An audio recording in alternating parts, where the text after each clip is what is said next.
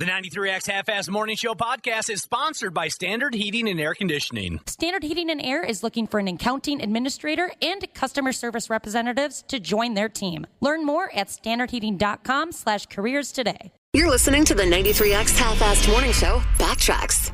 I'm a sucker for a strange bumper sticker. Did you know that about me? No, I thought you kind of got frustrated by bumper stickers. No, that's also true. A stupid bumper sticker can ruin my whole day, but I'm fascinated by the weird ones. Kind of like tattoos. I'm fascinated by what some people will choose to put on display for others to see. Tattoos do that. Bumper stickers as well. Obviously, one is more permanent and personal than the other, but still, I find it interesting what people will put on their bodies or on their cars for all to see. Well, it's a little glimpse into their personality, you know? Right, exactly. You might, but I do wonder sometimes if you see one that's ridiculous, if that's somebody borrowing someone else's car. Yeah, that's what I always assume. Now, for example, my wife's vehicle has a bunch of rubber ducks on the dashboard, and I get kind of embarrassed by it because it's too much bling for a vehicle. Your wife has rubber ducks balancing on her dashboard? She has a Wrangler? Yeah, Jeep Wrangler thing. Yeah. And I like the community. That's great that they have that community. They got the Jeep Wave. They duck each other's vehicles and stuff like that. But I'm not really a part of the community because if I'm driving your car, it's just it's very infrequent. It's disgusting in there. It's really a mess. I don't like to drive it for that reason. She's you've mentioned before she's in general a gross person. In all ways, yeah. That's a funny scenario. You borrow a friend's car. Just my luck. The next time I have to borrow a friend's car, he or she's got some radical political bumper sticker where everyone considers me public enemy number one or something like. A bumper sticker, when I see a really weird one, I often think, like Josh said, this is supposed to be or possibly a glimpse into, who you are as a person. When I see a really weird one, I think that's the statement you chose to make? of all the statements you could make with a bumper sticker, that's the one you went with?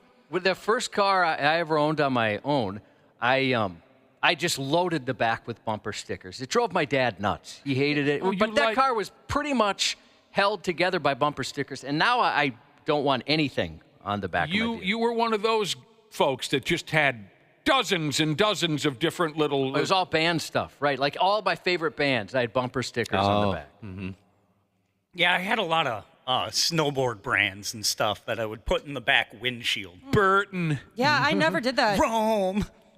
I know why you didn't, Ashley, because you don't want any distinguishing marks on your vehicle that somebody could tell to the police. Exactly. I like the depressing ones. When someone will have if you honk at me, I will end my life. Or I'm really stupid and dumb. I'm sorry. I love those ones. I haven't spotted those yet. No. But you know what, Ashley? I'm with you. That's a lot of laughs. Many of them, of course, are an attempt at humor. But at the same time, I'm not so sure. Like this one. This is what someone chose, and it's the only bumper sticker on their vehicle. This is what they chose to display. Everyone is going to see this when they drive past them. The bumper sticker says, "Top of the class at Stevie Wonder's driving school." That's the one statement they wanted to make with their bumper sticker. So I saw this article, and the notable thing about this is the car has obviously been in some accidents. The bumper's destroyed. The trunk doesn't close properly. That's kind of good humor. Yeah, there's a bungee cord holding it closed. I did not notice that. Maybe I didn't notice the damage to the car, so maybe now I better understand the statement. I could totally see a dad doing that to their kid, right? Oh, yeah. Oh, for sure. Yep. After an accident like that. Live, laugh, Limp Bizkit. I want to get that for our friend Dr. PG. Oh, he would rock that for sure. He loves Limp Bizkit. Here are some more of the weird ones. The weird one I'm the weird one. What bit?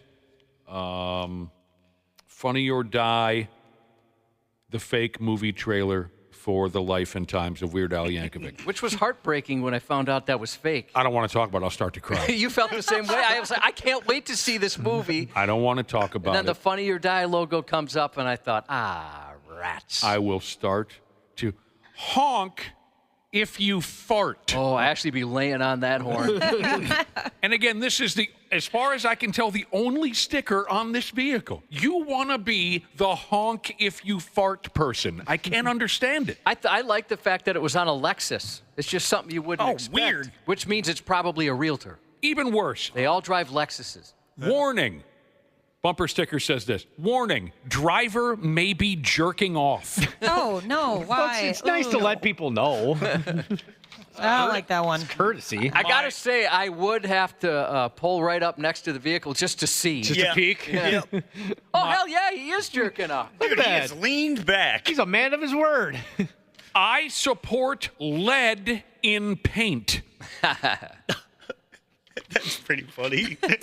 Now, Josh and I don't like these jokes. We've made this clear on our program a few times. We don't like these jokes. We're tired of everyone going with the easy friggin' line. Anytime a badass, incredible, powerful, lifted truck goes by. You know, you always got he must have a tiny penis. Lifted trucks are the coolest effing vehicles on the road. They always have been and they always will be. I'm tired of the jokes, but here's and maybe so is this guy. Lifted pickup going down the road, bumper sticker on the back that says #compensating. Yeah, I don't care about the jokes. Go ahead. Go ahead and call me, say I have a tiny penis or whatever. I mean, it is true, but you just love the lifted truck so much it doesn't matter. They're so cool, and one day, maybe when I'm done with this nightmare, I'm going to buy a truck. So obnoxious. I mean, I want folks to vomit as I go by. I want that too. I can't. My garage is too small. I can't. I wanted to lift it, and so I was measuring to see if I could lift. I can't lift my vehicle. Oh, didn't we have a listener that said they got their truck all the way home once? Yep. Off the lot and lifted, and all of a sudden they open the room. They're like, "Well, that ain't gonna fit." Go ahead. Sorry. Environmentalists, I want them to be chasing me down the street, trying to shoot out my tires. Me too. That's how big and obnoxious I want my. Yes, Josh, go ahead. I was going to say the bumper sticker that I basically remember exactly where I was when I first saw it was the bumper sticker that said, "If you're going to ride my ass, at least pull my hair." I love that one. Friggin' unbelievable. And it was a super hot chick, by the way. that had that. Well. See, now, this is, again, just weird. I know it could be just a bizarre attempt at humor, but if it's not, maybe I'm missing out on a video game reference or something that I'm completely oblivious to.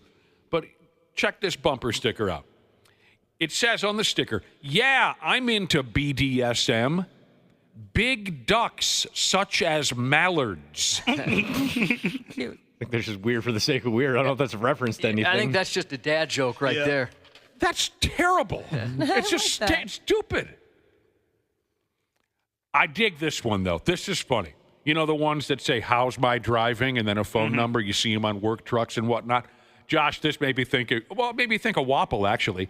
"How's my crying?" it says. And then a phone number. "How's my crying?" I want to call that number and see if it's legit. Let me know how I'm doing. There was this car, it had like 5 bumper stickers the other day, and one of them said, "Could you please stay off my ass? I'm probably crying and don't know how to drive," or something like that. It was so funny. All right, On the topic of your lifted vehicle being too large to fit in your garage, a texter said, "I have to let the air out of my tires every time I pull in so it fits." Oh, that's commitment. That's extra, yeah. I that's love that. living is what it is. That's living. Have you guys seen? Oh, sorry. Have you seen the windshield wiper with the Hulk Hogan and he's dumping a elbow on Macho Man? Yeah, those are funny. Some of love those. those. I've seen different versions. I think I've seen a Cat Randy tail. Yeah, Orton. the cat tail. Yeah. Randy Orton dumping a RKO one. Okay, again, just weird because this is the only sticker. Don't honk at me. My dad is dead. Oh, okay. All right, show you a little grace there then. Yeah. Guess how many donuts can fit on my penis?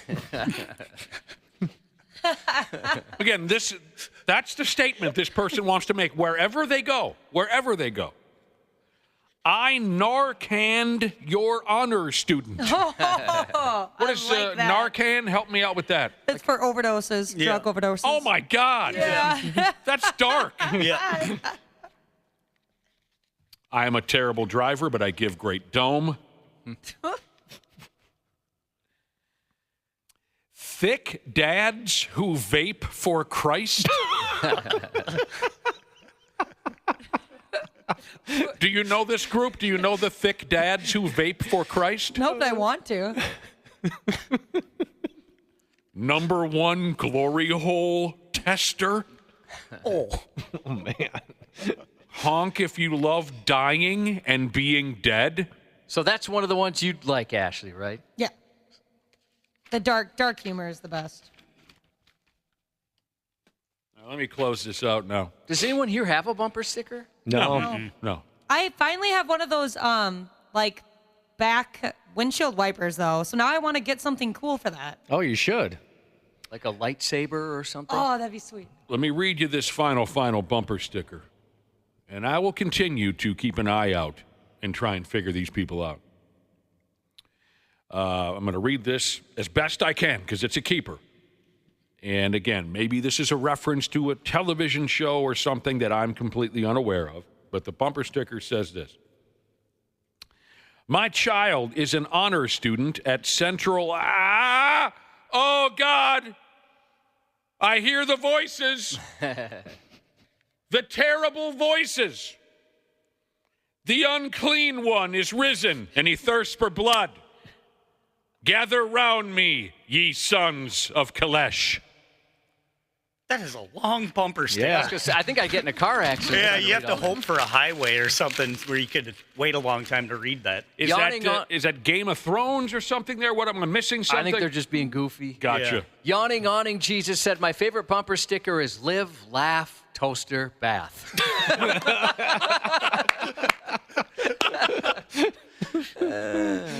How about the dumbass welder Jesus always liked, don't steal. The government hates competition. I saw one, this is from CFH bass player Jesus. I saw one a while back that said snatch kisses and vice versa. Come on. That's so dumb. What are you, a ninth grader? You know what I mean? Sorry I blew up. Yeah, some of those are, you could tell that's a 16-year-old that just got their license. I mean, it better be. That's the thing. It better be. And it's probably paired right next to a gas, grass, or ass, no re-rides for free sticker. Oh, Night Shift Jesus just text that in. Mm-hmm. That was a classic back when I started driving. Everybody had that one. And then we could keep, we've mentioned, and I think recently, the personalized license plates. I have a hard time understanding those people sometimes.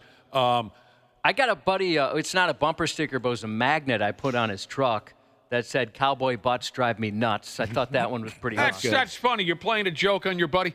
And then you got, this is a rare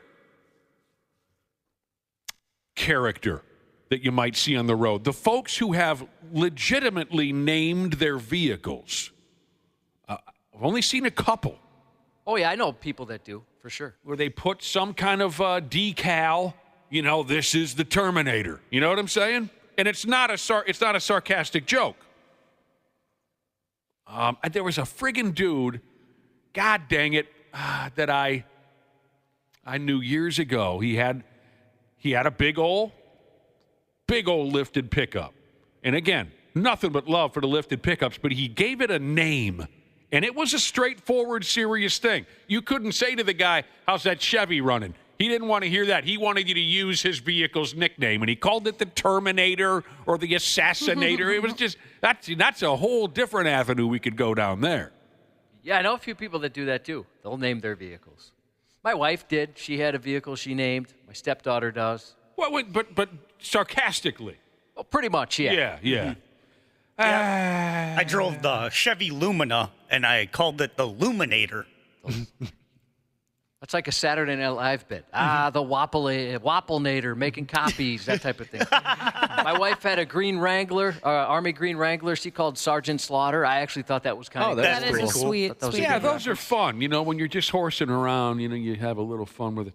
You're listening to the 93X Half-Assed Morning Show Backtracks. 93X Half-Assed Morning Show with Janelle Klein in studio. Janelle. Nick. Wonderful, wonderful Janelle. It's nice to have you back in town. You cheer us up when Wapple just played one of the most depressing songs of all time. I missed it. Is that a sad-ass song? I've never really listened to the words of that song. The only time I ever hear it is when something not great is. We lost somebody or somebody's moving on. Look, I hope you had a good time. Isn't that basically the vibe of the we song? had the time of our lives. I hope you had a good now. It's not my problem if you didn't, but I hope you had a good time. So tomorrow is Valentine's Day. For some, by God, it's the biggest damn deal.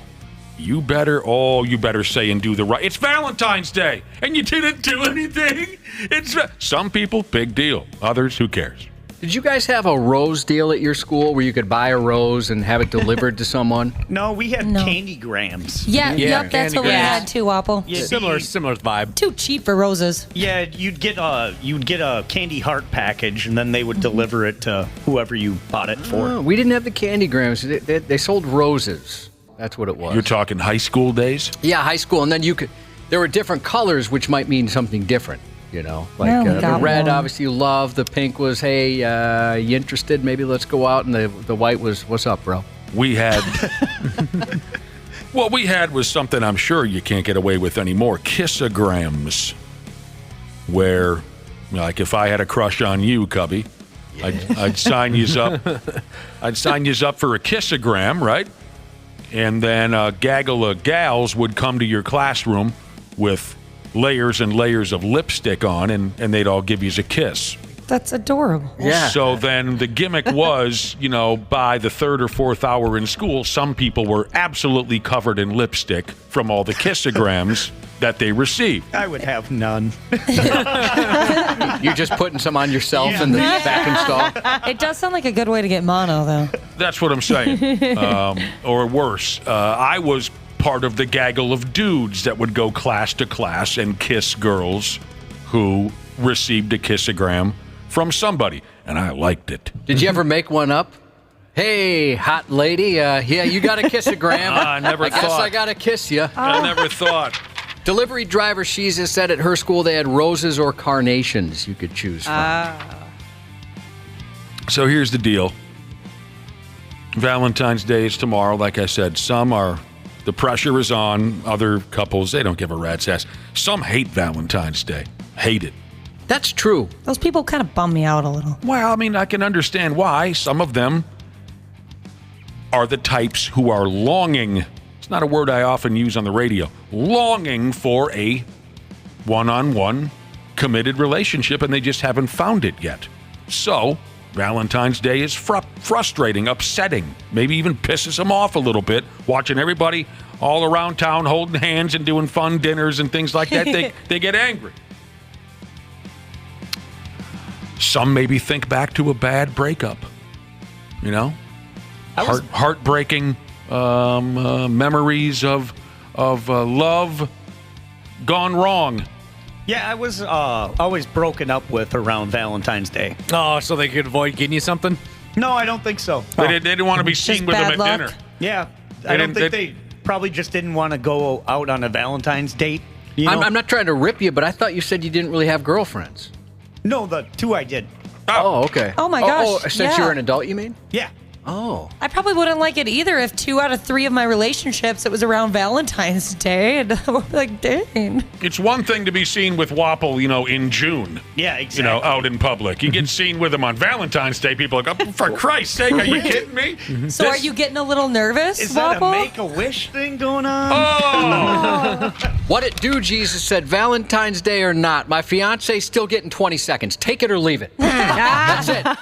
That's all you get. Wapple, for the record, nobody should ever break up with you. Oh, thanks, Janelle. Yep, you're very sweet, Janelle. Yeah. Well, Wapple is he's too good for the rest of us. It was their loss, Wapple. Will you take it easy? You're right. Geniuses aren't often recognized in their time. People often find geniuses at their time weird or unattractive. Right. Muppet-like, that Right. kind of thing. Do you know Dana got engaged, speaking of love? No. I did indeed, Janelle. What? Over the weekend. Sorry, Dana? sorry to There's- break your heart, Janelle. Wow, dang it. Dana,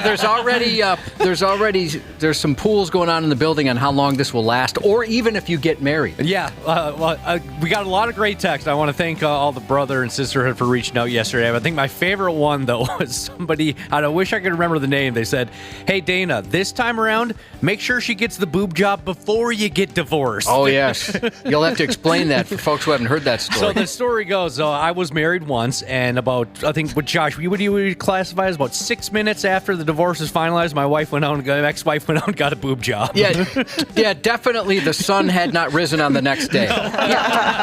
She made those appointments pretty fast. Yeah. Post-marital bolt-ons. Mm-hmm.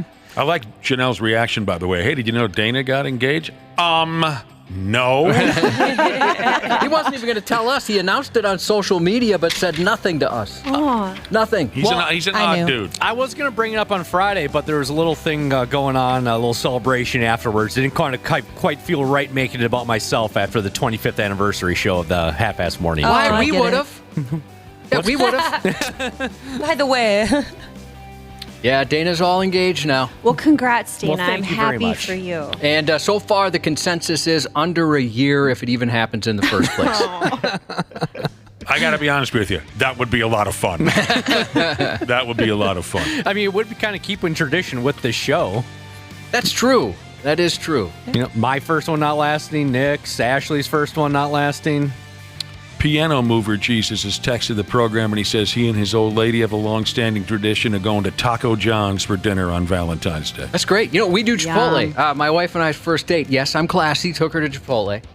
that's a good move, dude. And so, yeah, that's kind of our thing now. I think Papa Murphy's makes a heart-shaped pizza. Hell yeah, they do. Yeah. That's my favorite pizza. A couple different pizza places do. I love Papa Murphy's. Yeah, and then they do a little jack-o'-lantern for Halloween. I They sure like do. that one. Hey, you're not telling me something I don't already know, homie. Yeah, we did that for. We got some pizza for the Super Bowl. Love it. They do a good did job. they make it into a football? Oh, for Christ's sake. They did not. Jesus. Missed opportunity. Sit here been and on the talk about, we're marketing going to team. talk about pizza shapes for the rest of the... Hell yeah. So back to bad breakups. Anyone? Luckily, no. I had one. Anyone else? Bad I breakup. don't think like any of mine have been fantastic. No. I guess like maybe the ones in middle school that didn't really count. Well, that like, doesn't. But no, every serious relationship I've been in, it usually ends in like a complete train wreck, dumpster fire. That's not good. Like block everybody on Facebook, block the family, throw everything away, just completely wipe them out. I've been Jesus. very lucky. I have not had one, and I would not feel odd running into any ex-girlfriend or anything. Yeah. I hope they feel the same. I guess I don't know. I hope they wouldn't categorize any breakup as a bad one. You ever have a bad one, Janelle? Never. I am Josh. We are twins. Yes. Oftentimes it does seem that way. Yes. Some folks have been talking about their bad breakups. Well, some of them are, I guess I shouldn't say so, bad. Certainly not great. Some of them came off kind of funny. Some of them are really ridiculous because it goes way back to school days. Like Ashley was talking about her junior high boyfriends and whatnot. Some of these go way back to school days. Funny / sad, maybe possibly you'd say bad ways people have been dumped. Bad breakup. Middle school. His friend walked up to me and said, your boyfriend wants to break up with you because he thinks your braces make you ugly. I don't think he had to throw that in there. Kids are so awful. Wow. Well, no, it's just because you're ugly, that's all. What'd you have to go and get braces for? I bet that doesn't still stick with her. Well, she says I was devastated at the time, but now it's hilarious. Oh, okay. I mean, come on. That's funny. And also, That's- she has beautiful teeth. So screw him. Yeah, exactly. Dude won't walk up on his own and break up with her. He sends his friend over. That was the move back in the day. That happened to me. Well, certainly in grade school. I'm surprised that this came from middle school. By that point, we had balls enough to do our breaking up and asking out on our own. I dumped on a voicemail in middle school. In middle school? Yeah. On a voicemail? Yeah. I wish I still had it. Back in our day, it was fax. People would have to fax us. Just a broken heart. Dude's friend walks up and breaks up for him and says he thinks your braces make you look ugly. That is so terrible. All right, let's see. What else do I have here? Young kid stuff. I got another young kid one. This one's just cold as ice. A lady says, my husband left me one week right after our 25th anniversary. Left me for another woman. Left me by text. 25 years. Jeez. And he sent a text. His reason for dumping her. He said he deserved to be able to have romantic walks on the beach. Here's something you should know. The lady closes out with this. Here's something you should know. I am in a wheelchair. Oh, that is so brutal. No. What? No. What? Dude. Boy, sometimes I'll ask my wife, I'll beg her to make phone calls I don't want to make. Like, just silly stuff like, do you mind just setting up a doctor's appointment for me or something? So if I was ever going to break up to her or with her on the phone, I'd have to ask her to make the call. I don't have the courage to do it myself. I had a buddy. I always thought this was brutal. He was dating this girl for like 8 years, and he said when they broke up, she said that she was going to, like, the original plan, because they lived together, was going to be to leave him a letter.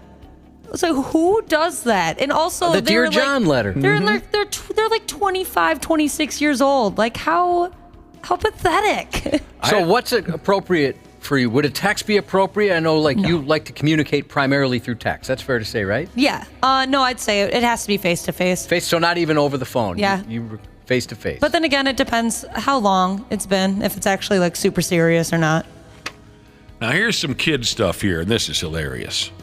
12 or 13 years old. Young gal was dating a guy in the neighborhood. One summer afternoon, he rode his bike by my house with a different girl from the neighborhood riding on his bike pegs, and he yelled, "Yeah, she's my girlfriend now." Ching, ching, ching, ching. That gets cool. He didn't stop. He just rode by. He's got his new piece standing on the pegs. That's my girlfriend now. Yeah, like he's passing by in his Corvette convertible or something. You prick. That's good stuff. I just remember I had a buddy in college he found out that his girlfriend was breaking up with him because she updated her Facebook status to say single. Oh, yeah, it's weird. You've heard that before, right? Didn't that happen to you, Wapple? I thought didn't you have a girlfriend do the same to you? Can you explain that one more time? So on Facebook, you can put, I'm in a relationship with, blah, blah, blah, add that person. And then he went and checked Facebook and it said, Sally Sue has updated her Facebook relationship status to single. And he goes, single. Oh, I guess that's that then. That hurts. Okay, Wapple, did that happen to you? No, it was even worse. She went on Snapchat and made a Facebook story saying she was taking new applications for a new boyfriend. You should have filled one out, Wapple. I filled one out. And it was when we were going to a wrestling show that night. Yeah, were you going out to dinner? We were out on a And you took her date. to a place that none of us could afford, right? Wasn't it a fancy place? I thought you said No, it was. it was the Depot. Okay, for some reason I thought it was fancy. But yeah, that's pretty cold-blooded. Mm-hmm. I got a funny breakup story. When my folks divorced in 1984, 3, whatever it was.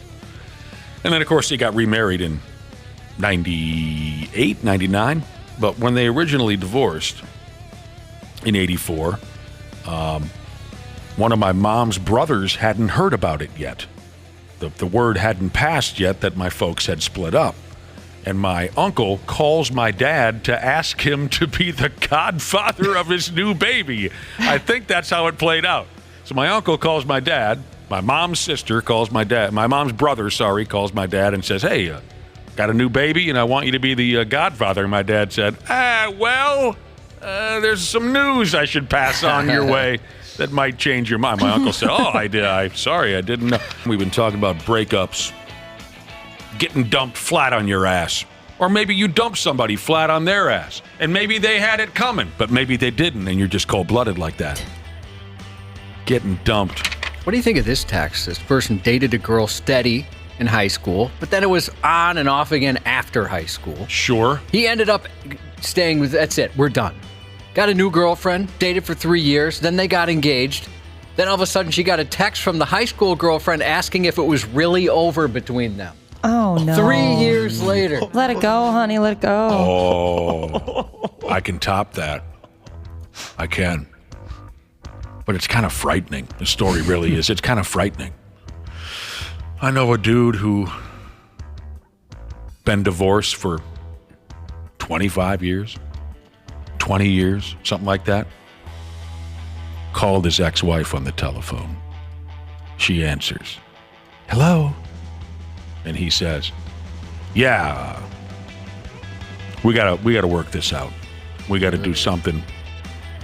We gotta work out our problems. And she says, who is this? It was her husband from 20 years ago. That's not right. We gotta talk. We gotta try to work this out. I'd be scared. I'd be trying to figure out how to get a restraining order. Janelle, you've done the breaking up, haven't you? Because what guy would have the balls to throw you out? Nobody. True. You've done the breaking up. I don't know if I call it that. I think it's just more like you both know it's just not gonna. Yeah. It's not gonna last. That's how it might have been. It just kind of, we both knew. Nobody was surprised. There's no hard fizzled feelings. out. It's just like That's the word, Josh. Should we, just for a joke, should we call my ex-wife? Whatever happened between them? We won't tell her that we're on the radio, and I'll just say, hey, what's up? What's going on between us, you know? What if she was like down though? Yeah. She's like, I've missed you too. I've thought about you every day for the last 20 years.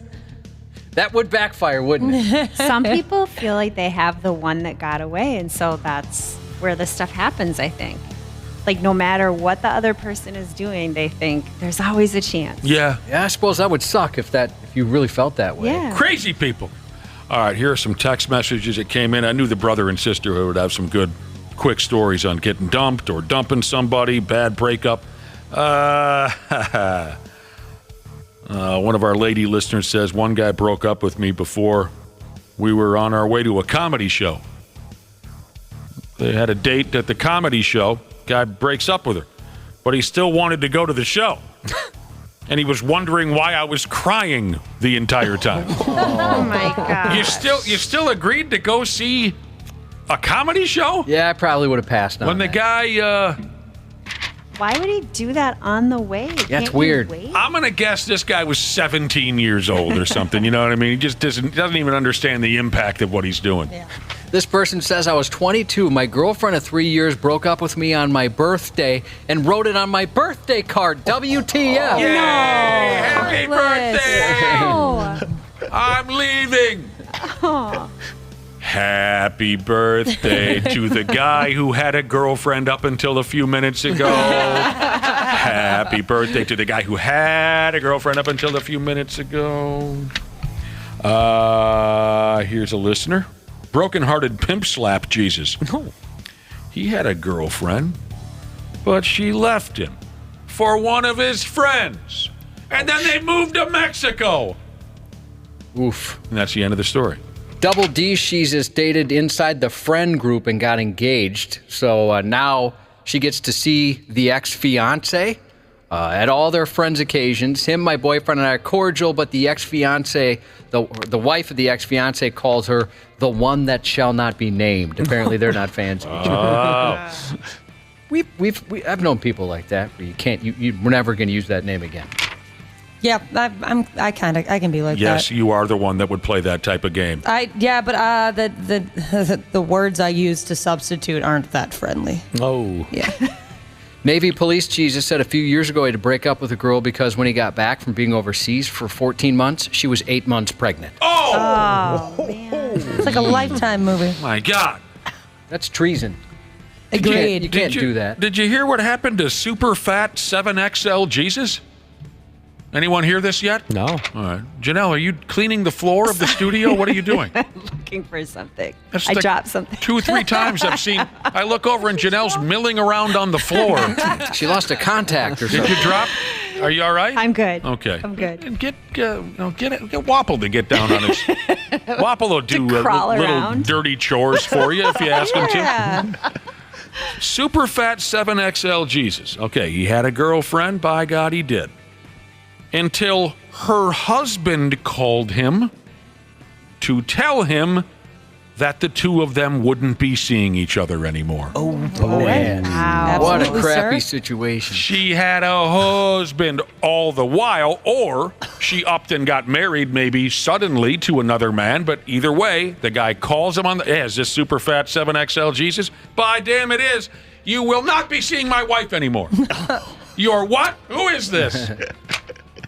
This person tells me his son's mother left him and married his brother. Son, I can see. I got to do that in my head.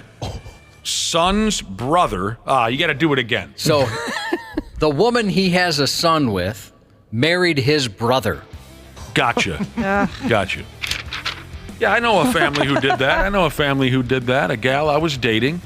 One of her uncles was married to this gal, and they divorced, and she moved on and married his brother, being my girlfriend at the time's other uncle. You follow that? Those are so tough to follow. Christmas would be so awkward. A friend of Well, mine. but you know what, Wapple? I was around them when she was with the first uncle and the second uncle, and it seemed like they were all fairly cool with the whole setup. All right. Yeah, I had a buddy who's very similar. It was his aunt and uncle got divorced. His other aunt and uncle got divorced, and then they hooked up with each other's spouses. And My it was best friend's girlfriend. And he said it was super cordial.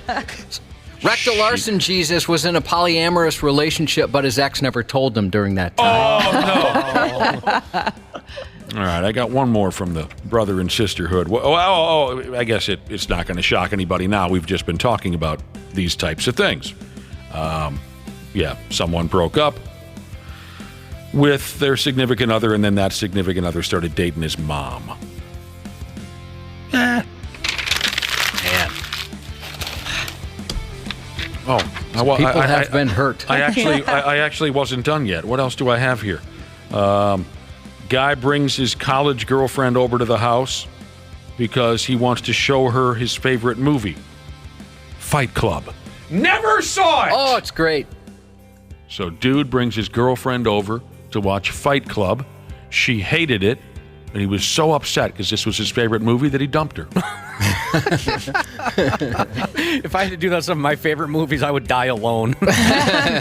What did she say here? I didn't get it, the movie. He got so angry he dumped me. He dumped me over a stupid Brad Pitt movie.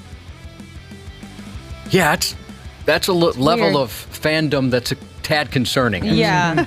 Here's another breakup. I'm sorry I made it seem like I was all done, but I had a couple more. Picture this. You're at the ball game. Here comes the kiss cam. You look up at the Jumbotron, and your significant other is kissing somebody else. Oh, God. That is one of my favorite memories around here, where we had a salesperson who, started working here the previous week, takes a sick day, goes to a Twins game and posts all kinds of pictures on social media, and she's connected with her bosses and coworkers. Oh, They're my like, look how God. much fun I'm having. Yeah, That was incredible. That was so good. And I saw some of the photos, and she did look like she was having a Yeah, blast. I hope it was worth it. She calls the boss. Oh, God, I'm so sick. No way, I can't cover. Can't even get out of bed. 3 hours later, she's got a tall beer in her hand. Did she get fired? Well, she was. I guess I can't say for sure that she got fired. I had heard that's the case, Yeah. but she didn't last very long. Okay. So I don't know if that was her that just decided. Like, I think if it was me and I realized, oh my God, I'm Facebook friends with my boss, I just wouldn't come back. Right, I'd yeah. just send him a text. Sorry. Some people, I wasn't made for this. Awesome. That was good. And it's fun to be around people like that. You're listening to the 93X Half-Assed Morning Show Backtracks. The 93X Half-Assed Morning Show. Did you know that Standard Heating opened its doors over 90 years ago? That's right. Tony Ferreira opened the doors in 1930. Now ran by his granddaughter, Claire Ferreira. Call Standard Heating and Air Conditioning today and experience the customer service and care that holds true today. Are you looking to improve your work-life balance with excellent benefits like 401k match and even tuition reimbursement? Standard Heating and Air is looking for an accounting administrator and customer service representatives to join their team. Learn more at standardheating.com/careers today. Former Navy SEAL Mike Ridlin keeps it real on the Mic Drop podcast. Welcome to the stage, Ben, the Hammer Sledge. They were always trying to get me to just drop my packet to become an officer, but I just discovered I loved being with the troops on the ground. And so I was like, nah, I don't want to do this. And plus, Sergeant Sledge sounded so much cooler than, Sergeant Sledge sounds like a G.I. Joe character. Yeah, that's awesome. Mic Drop, raw, unfiltered, intellectually sound, wherever you listen. Half-assed morning show. 93X. Ashley, what's this about you having a filthy, not safe for broadcast Wi-Fi handle? What is this? You sent us an email about this. Yeah. My boyfriend, I let him pick the Wi-Fi handle. Oh, your boyfriend is to blame. Yeah, so the first one I turned down. I was like, that's too much. I'm a woman. I don't think I can confidently use that word in the Wi-Fi handle. Oh, wow. We're talking about the C word. Yeah, yep. Your It boyfriend started with wanted Mike to put still, too, yep. Mike, your boyfriend wanted to put the C word in. First off, does everyone have a cute Wi-Fi handle here in the 4 or 5 of us? No. Oh, it's very... Just kind of boring. Something you can remember. Mine is Westlemania. Love that. See, mine's the same as the password, so I don't forget. Oh, smart. No one will figure that out. So you have a dirty Wi-Fi handle. Yep. Right. It is Mike. Wait a minute. What? You're going to say it? Don't get us in trouble. No, I was going to leave a lot of space in between. Sure. So it is Mike. Yep. The first name is that. Okay, I And understand. the last name is Hawk. Sure. Yep. What the hell is wrong with you? Yep. I'm sure your neighbors are like, great, that's awesome. I was like, you know what? I've never had something cute and funny. Why not? Because I get a kick out of that if I open up Wi-Fi and, it's something funny and cute like that. Good for you. Some of my neighbors I've learned about, I learned my next door neighbors are Packer fans from their Wi-Fi name. Somebody else wrote "Stay Out." And somebody, and this is an old joke, but FBI security van or surveillance van, excuse me. Okay, now I know what gimmick you guys are talking about. Okay. My favorite one was an apartment I lived in my 20s after college, and I moved in and I was searching for Wi-Fi. My internet hadn't gotten hooked up yet, and one of their Wi-Fi password or titles for my neighbor was "Want to split Wi-Fi Unit 235." And then I went and knocked on the door, and we just split Wi-Fi from then on. That's awesome. I like when they go back and forth with each other. Like you've got 2 Wi-Fi people with Wi-Fi, whatever, and it'll say, "I watch you shower" will be one, and then the other one will be, "I like when you watch." I haven't seen something like that before. That's fun when they go back and forth. Kidney Stone Jesus said his is "yell penis for password." That's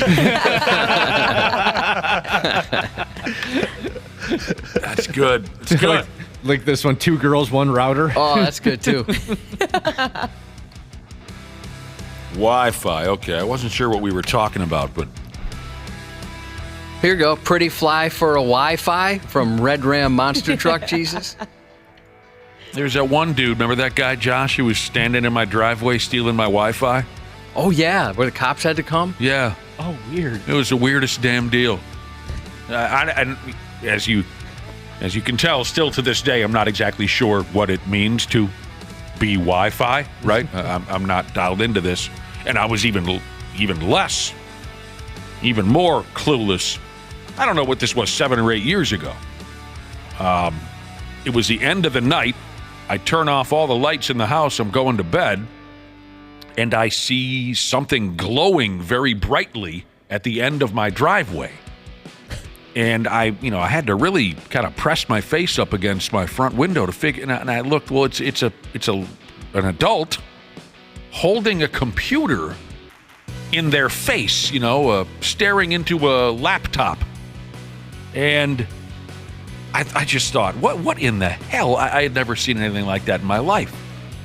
And the guy's there for 5 minutes, 10 minutes, 15 minutes, and finally I called the non-emergency number. I called the cops and I said, would you swing somebody by here? I said, there's some dude standing in my driveway, and he's got a computer out, and he's staring into it. And the cop, 2 minutes later, I see a cop stop in front of my property, get out of the car, talk to the guy, and the guy walks away, but not completely away. He walks like a half a block. And then my phone rings, and it's the cop. And he says, yeah, I talked to your guy there. And I said, well, what in God's name is he doing? And the cop says, he's stealing your Wi-Fi. He's watching a movie. What? What a convenient place to watch a movie. I'm just going to stand in this guy's driveway and catch up on Mission Impossible 4. And I didn't even understand what that meant, And the cop had to explain it to me. And I think I hung up after saying, something like, I don't remember what I said, but I was very, very confused by the whole thing. I'm assuming you locked it down after that. Yes. Attach a good password to that thing? I probably told somebody, who maybe I was living with or dating at the time what had happened, and maybe they did that for me. I wouldn't know how to. Darn, I was thinking impromptu movie time at Nick's. Just everyone in the front lawn. Yeah. Some blankets and popcorn. Yeah. That would be effing funny if I looked out and saw you. Just what, you and the Doink Gang? Yeah.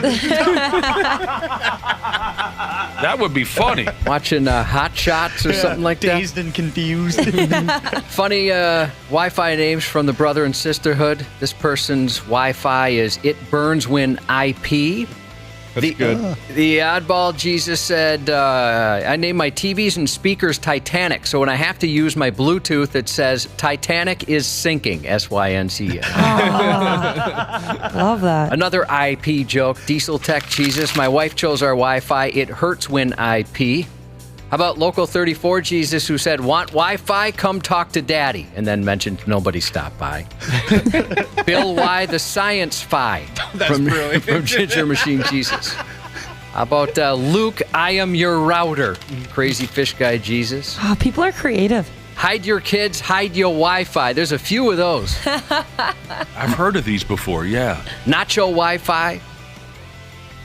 That's fun. Fun Size Jesus said, it took me a second to get this, but this is good.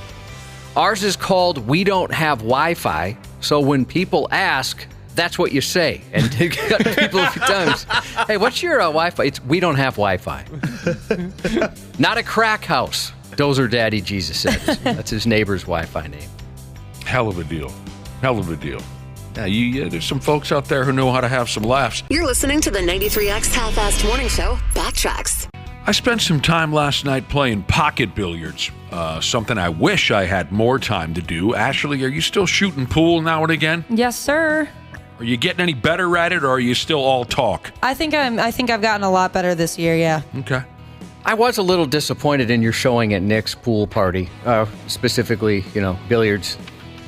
Yeah, I think some of the nerves got to me too. I really wanted to do good. You talked a very big game about how well you and your boyfriend play. And you weren't bad. You could destroy me, but I thought that you guys would dominate based on the fact that you said you would dominate. They made a lot of noise. I was not prepared for Nick. I think you kind of downplayed how good you were. You're really good. He's got his own table. I'm not that good. Well, I mean, so do I. I only play like once a month. No, it was just... No one was really great or really terrible. You just made a lot of friggin' noise. Yeah. And you didn't live up to it. So I try to play every Saturday night with some derelicts at my neighborhood beer hall. Sometimes things get in the way. Yeah. Not able to do it as often as I'd like, but when I do get to play, I do love it. Love to play the game. Heard a good story this past Saturday playing billiards with my pals. One of my buddies, we'll call him Donnie. Donnie has his own table, and he had a story for us from a number of years ago. He had a party, big beer party, and one of his pals had sex on Donnie's pool table. Sex on the pool table, everyone? Yeah. Yeah. Oh, yeah. Never. Yeah, it was awesome. How awesome was it? Really good. Yeah. It was a good sex. Yeah. It's not. It's the best piece of sex I ever had. It's not comfortable, not even by a long shot. I'd But be if- nervous just getting up there in the first place. Meaning, Usually, in my experience, the dude usually doesn't get up there. what does that mean? Usually, the woman's the the, edge? only one on the pool table. Oh, dang. Yeah, no wonder it was a little different for me. No, I've never had sex on a pool table or a bubble hockey table. I've crawled all the way up on top of the damn thing. Really? Yeah, when I was younger. Not these days, but when I was younger, absolutely. Ashley, you're always good for punching me in the gut with something. Some comment. Okay, so you're saying the girl is up there, not just like she's half of her's up there, and they're both facing the same direction. So I think I see what you're saying. Yeah. Yep. There's all different ways to fold on a pool table. I'm standing on my feet. She's on the table. I'm half on the table. I've been all the way up on the table. There's all kinds of routes you can take. So anyway, Donnie has this party. And at one point or another, I think after most folks had checked out or passed out, one of his buddies decides to mount a gal on his pool table. And Donnie wakes up in the morning, and his pal has left a massive stain. Oh, ick. No. That's not right. On that friggin' felt. Oh. It's beautiful, isn't it, when you have a nice felt? I mean, I bet that's not cheap to No, replace, it's too. not. It's not. Couple $100. And, Oh, that's less than I would have thought even. I can't. Well, I'll tell you the story, and that maybe it'll give us an idea. It probably depends on the table and the quality of the. Yeah. So a massive stain was left there on the table, and Donnie's pissed off. He says to himself, because everyone had upped and gone. This next morning he finds the stain.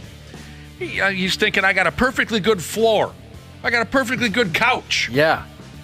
Perfectly good bathroom. He could have done it anywheres. But his buddy wants to, do the deed on his pool table and leaves this terrible stain. So I thought this was brilliant and a great act of revenge and a great message sent. Donnie could have gone nuts, called the guy, F-bombed him, showed up at his house, hollered at him. Instead, on a side note, Donnie also worked with this guy. They worked together. So Donnie takes what's that? What do you call these things? Nut jobs bring them to the airport and threaten people with them, and you cut like Box this. cutter? Box cutter. He takes a box cutter, I think it was, and he cuts out the stain, cuts the felt off of the table, frames it, Yes. and brings it to work and hands it to his buddy who couldn't keep it in his pants or find a couch or a floor to have sex. Hands it to his buddy, the framed picture of this stained felt, and says, you owe me $400 for a new whatever you call it. That's badass. I'd go That's absolutely funny. nuts. I'm the only one that's allowed to have sex on my pool table. Some friend you are. Yeah, you're a stickler. Oh, I would go crazy. I wouldn't be happy with that either. I'll be honest with you, when we had that get-together at my house, which seems like 1,000 years ago now, when we were all shooting pool, I don't know if you could tell, but I was wound tight the whole time. Yeah, I know didn't- exactly I what you didn't mean. like you amateurs coming anywhere near my friggin' pool table. Oh, and you told me about your cat jumped up there and you almost had a conniption fit there. He only did it once, and that was all it took. I went crazy. Learned his lesson. That would be, Yeah. that's like a cat's dream, is that type of felt to tear up. See, They love that that. was the old cat. The current cat can't jump that high, and he's terrified of the pool table. Good. The noises make him very nervous. As soon as I start knocking billiard balls around, he runs downstairs and hides. So that's the good news now. The noises coming from Ashley's pool table makes me very nervous and uncomfortable. Yeah. You sicko. So Yeah. that's the troubling part of having this, almost brand new pool table is I can't help it. I'm so protective of it that when I have people over to play, which, as I said earlier, isn't very often, I spend the whole time nervous. You sons of bitches better not ruin this damn pool table. Don't bring your beer anywhere near it. Don't bring your slice of pizza anywhere. I'm the same way with my Donkey Kong machine. I have a full-size upright arcade cabinet Donkey Kong machine, and I've had friends over. They bring their kids, and the kids are just mashing away, pounding the buttons, and I'm like, you need to get them to stop right now, or I'm going to have a panic attack. God knows what what garbage the kids have on their hands. Exactly. Oh, yeah. It's been up their nose for. All right, how about everyone sex on a Donkey Kong machine? Anybody? No comment. Nick, I've even been protective over the bar that I shoot pool out of. They have 3 really nice tables. And there's been times where, some younger kids come in, 21-year-olds, and they'll put their beer on the tables. Yeah. And if those tables get wrecked, it affects us. Nobody can play. So there's been times where I'm like, hey, could you maybe, I don't want to be that person. I'm not a bitch, I promise, but can you get your stuff off the pool table? It's weird that they would ever think that you could put something like that on a pool. It's so disrespectful. I do love when I go to those bars and they got the signs up that say, don't put your butt up here, and nobody, younger than the age of 16 can play without a parent. Yeah, they're doing something right here. No, Cubby, you're right, but when we were young guys, we'd put our beers right on the side of the pool table. It's stupid. Just because we're just dumb and young and you don't think to... Maybe, my folks, if you put a glass on any piece of furniture or something, would be all over your ass. So maybe that's why for Really? me. Okay. Chipman Jesus lost his virginity on a pool table. Oh, nice. So did Rappel Master Jesus. This person says, my daughter was conceived on a pool table. That's sweet. Yeah, it's kind of a... I never thought of it. It's kind of a sexual stepping stone or a sexual landmark to do it on. What's the word? What's the proper word? You want to notch that one off your list. Yeah, I think I'm past that. Too old. Yeah, you're too old for it now. I wouldn't dare crawl up there now, but when I was younger, I've had a pool table on and off for 25 some odd years. So yeah, when I was young, I'd crawl up there. And I don't know if I have the height to do what you were describing, Ashley. Either way, I don't think I could do something like that. Maybe I need a sex stepping stool. Oh, geez, Jesus, I don't think he understands the context of the conversation we're having right now. He said, I've had sex with a pool table. Which corner is y'all's favorite? God dang. So yeah, my buddy, my Saturday night billiard pal Donnie, he had a tragedy at his house with his pool table. You don't do that to a bro. No. A real man accounts for and is respectful with his money shots. Right, Cubby? Sometimes they get away from you. Sometimes they surprise you, but yeah. And sure, and if that happens, you take care of it. You don't just pass out and it's Donnie's problem the next morning that I've battered the felt on your pool table. Ooh. I appreciate folks texting in. I mentioned I wouldn't have the height to take care of my significant other on a pool table. If she's up there and I'm not. Somebody else reminds me I also wouldn't have the length. They don't know what you're Touché. hauling around. They don't know. Touché. This person, I agree with this. I can barely do sex on the bed, much less a pool table. Yeah, it's a young person's game. And, enter at your own risk. And I'm not trying to be cute with the word enter. You know what I mean. I'm trying to think if there's any piece of furniture outside of your normal fare that I've ever had a sex on, and I can't think of anything. All right. Never a regular table, countertop? Nope. Nothing. Motorcycle seat. No. That was a good guess, though, wasn't it? Because you used to ride one of those motorbikes. I sure did. Yeah, nope, never that. Boy, we had many years ago, me and a gal, we murdered a kitchen table. It was kindling. Is it just to be, I'm using the wrong word, but unconventional? Is that part of the allure? We've done it on the bed, we've done it on the couch, we've done it on the back seat of my car. Let's mix it up for some fun. Definitely. That's not my case. At least for me personally, the kitchen table that we killed, that was just you walk in the house and you're just pa-boom, close off, and we're ready to do it wherever. Mm-hmm. See, I'd pick the floor in that. I don't think the kitchen table would ever come to mind. Or maybe sitting on a chair. You know, you're sitting on a chair and then she's sitting on you, spider style. For me, it was always that let's do it now type approach. It wasn't about a conscious effort to mark our territory in every part of the house. It was just we're tearing each other limb from limb as soon as we enter the garbage townhouse that I used to live in. But yeah, we got up on this 1937 kitchen table that was worth about $4. You know what I mean? It was. Yeah. I was a young guy, so all my furniture was trash, right? It didn't. As long as it held together while I swept Kraft mac and cheese into my mouth, that was. I'll call it a kitchen table. And I fired her on top of that damn thing. And after a short period of time, just boom, boom, we were both down. I don't know how we didn't get cut to pieces because the whole thing just turned into garbage. That's so scary. Our kitchen table's not even big enough to do something like that on. It's super tiny. And then it's got these things that flip up on the side, to make it round. Yep. And it's really tiny. I mean, honestly, it sits like 2 people. And I could imagine those things just falling under the weight of half your body on that thing. The older I get, the more if something like the heat of the moment where you're like, well, there's a couch right here, there's a table right here. I'll actually stop and be like, what are we doing? We have a bed upstairs, much more comfortable. We can figure it out up there. Let's just go up there. Sure. This person says they prefer to leave the disappointment for the bedroom. They make it exclusively in there. You don't want to disappoint someone in every room of the house. Sure, I understand.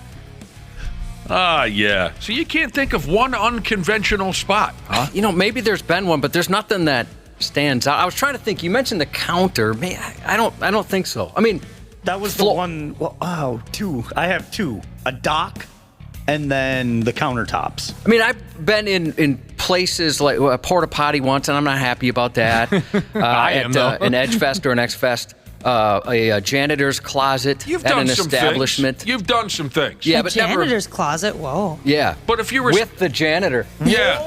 He checked my plumbing. Lucky man. You were specifically talking about in the home.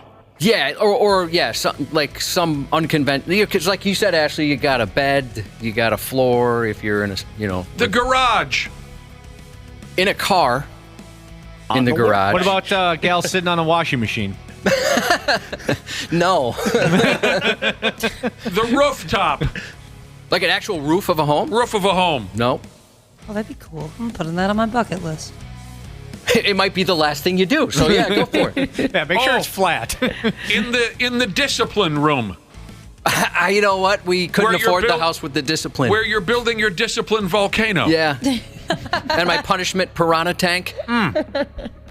I'm really surprised you haven't done it on the couch or anything like that. Oh, I have. I was saying unconventional. Unconventional is the word, Wobble. Like the pool table would never even enter my mind. I would never even think of something like that. I'm not creative when it comes to listener texted in to say the snowmobile seat. Oh, that's a good one. Yeah, I did it on a snowmobile seat. That's where my brother and I would sleep, not together, separately. Back when we were young kids, if we got home too late at night to where we knew if we walked in the house we'd be in big trouble, you see what I mean? Mm-hmm. Remember back in high school when you thought, Christ, I'm in so much trouble, I might as well not even enter the house. Yep. Yeah. I'd rather deal with it in the morning than deal with it now at 3:30 when I'm terribly drunk. I know I'm in trouble. I'll just stay. We would go and I did it, my brother did it on separate occasions. Instead of going into the house and facing our mother's wrath, we would just go into the garage and sleep on the snowmobile. I get friction on a pickle jar, Jesus, said on a swing in a park.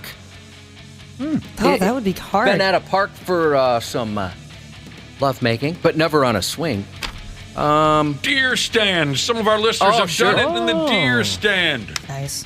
Fireplace Jesus said the best sex he ever had was on top of the bathroom counter. Elementary music teacher Jesus said front porch, as long as you have a sturdy railing. Nice house. Fish house, sure. Yep. I would say, since we started this conversation talking about doing it on a pool table, a billiard table, I'd say that is one of the most uncomfortable places I've ever done it. It Oh, really really? is, I would think that'd be more comfortable than the kitchen table simply because of like the felt. Maybe it doesn't do it. I know it's thin. Rug burn. I think it's worse than like the kind of burn you get on a carpet. Have you ever done it on a bumper pool table? Now that'd be something. That'd be impressive. It's not comfortable. I mean, that granite, what do they call that stuff? Slate. Whatever that is. Oh, it hurts. You feel it the next day like a sumbitch. The only thing worse than that, I think, was once on a cold laundry room floor. Oh. It was cold. Oh, God. Should have kept my mouth shut, Jesus. Number 6 tee box at a golf course. Oh, golf courses, yeah. A few people actually are texting in saying golf course. Outside. Oh, man, lucky. Outside, late at night kind of a thing. Retired Air Force late at Jesus night, did it on a patio table in the middle of the day, and he's still not allowed back at Costco.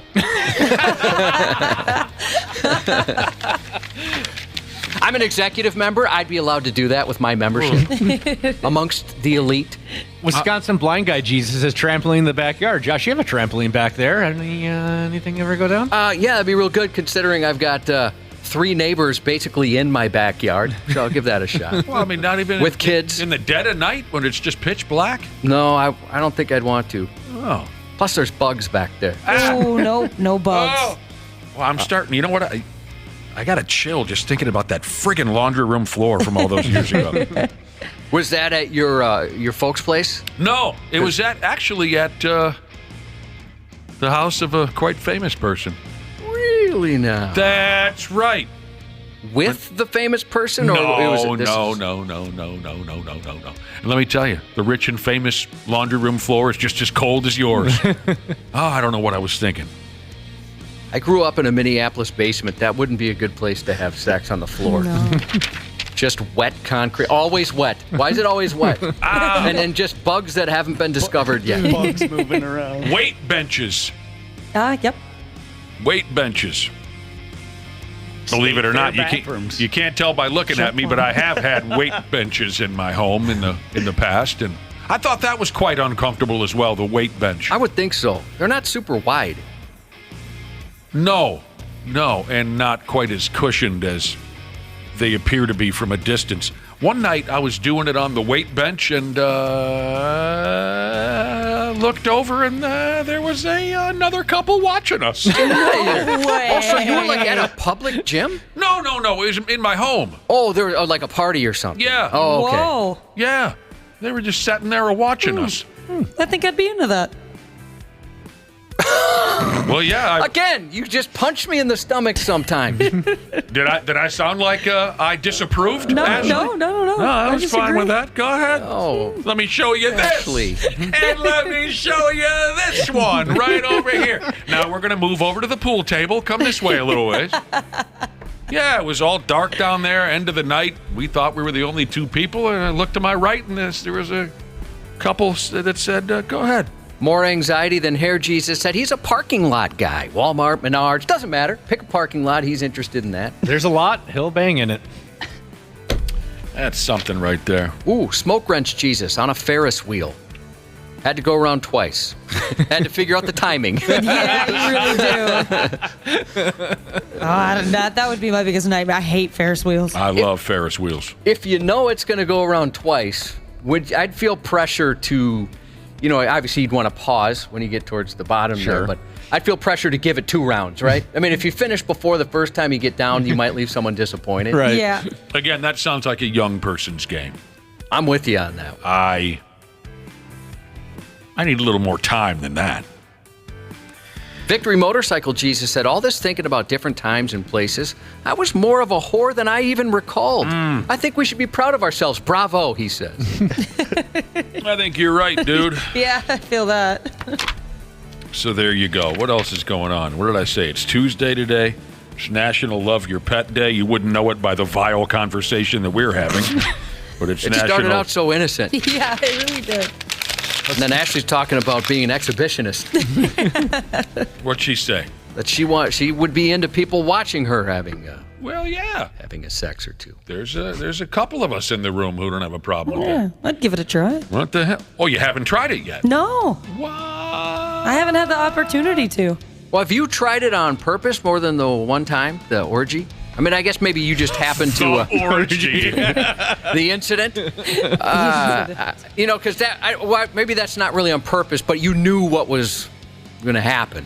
You're referring to that tropical trip where me and a gal walked out onto a beach and there were 70 other couples having sex. You might remember your erection landed on another guy's erection when you lost your footing. Yes, it did. It happens. Head-on collision, son.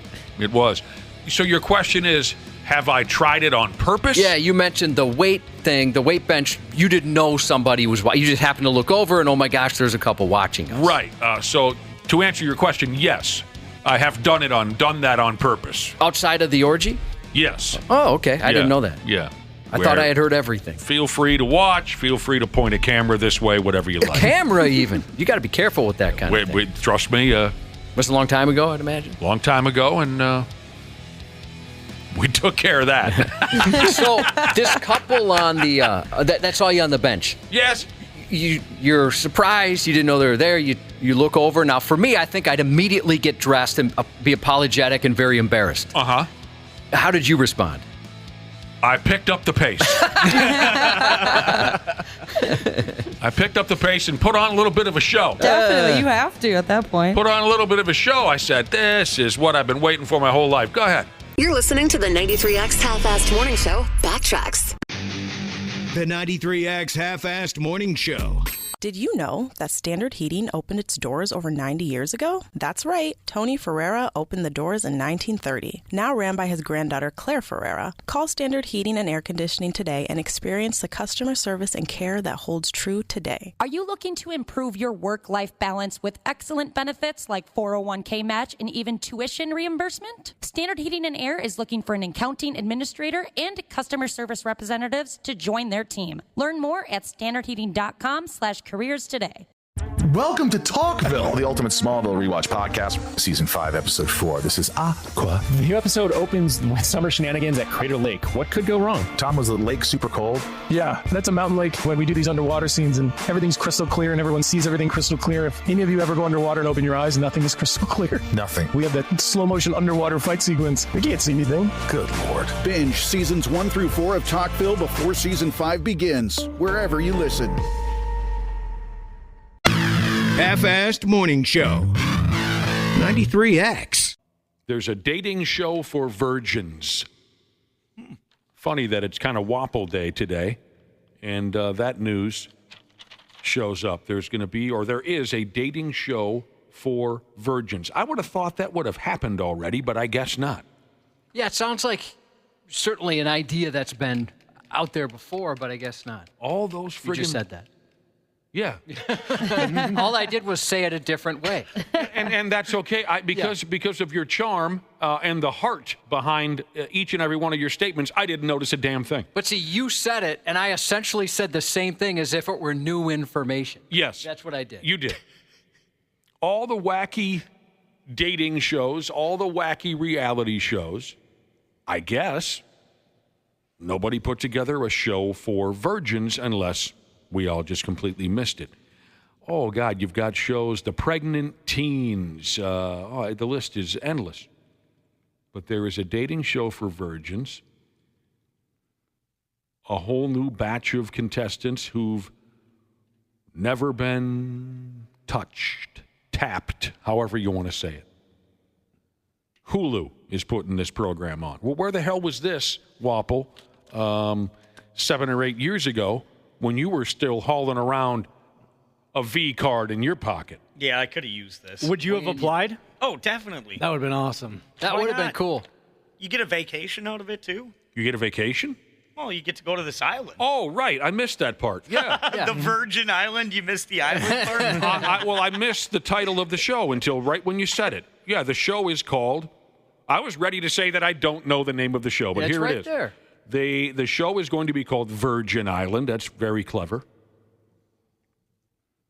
And I guess it's exactly what it sounds like. So you really would have signed up for this? You would have sent in a, what do they call it, like an audition tape? Yeah, why not? Do you know anyone that fits the bill of a virgin? Jesus, I do. So really? It's of an age, well, of course, somebody who's an adult. That would be perfect for this? Yeah, I don't know. Maybe they wouldn't take But they could qualify. They would qualify because of their status.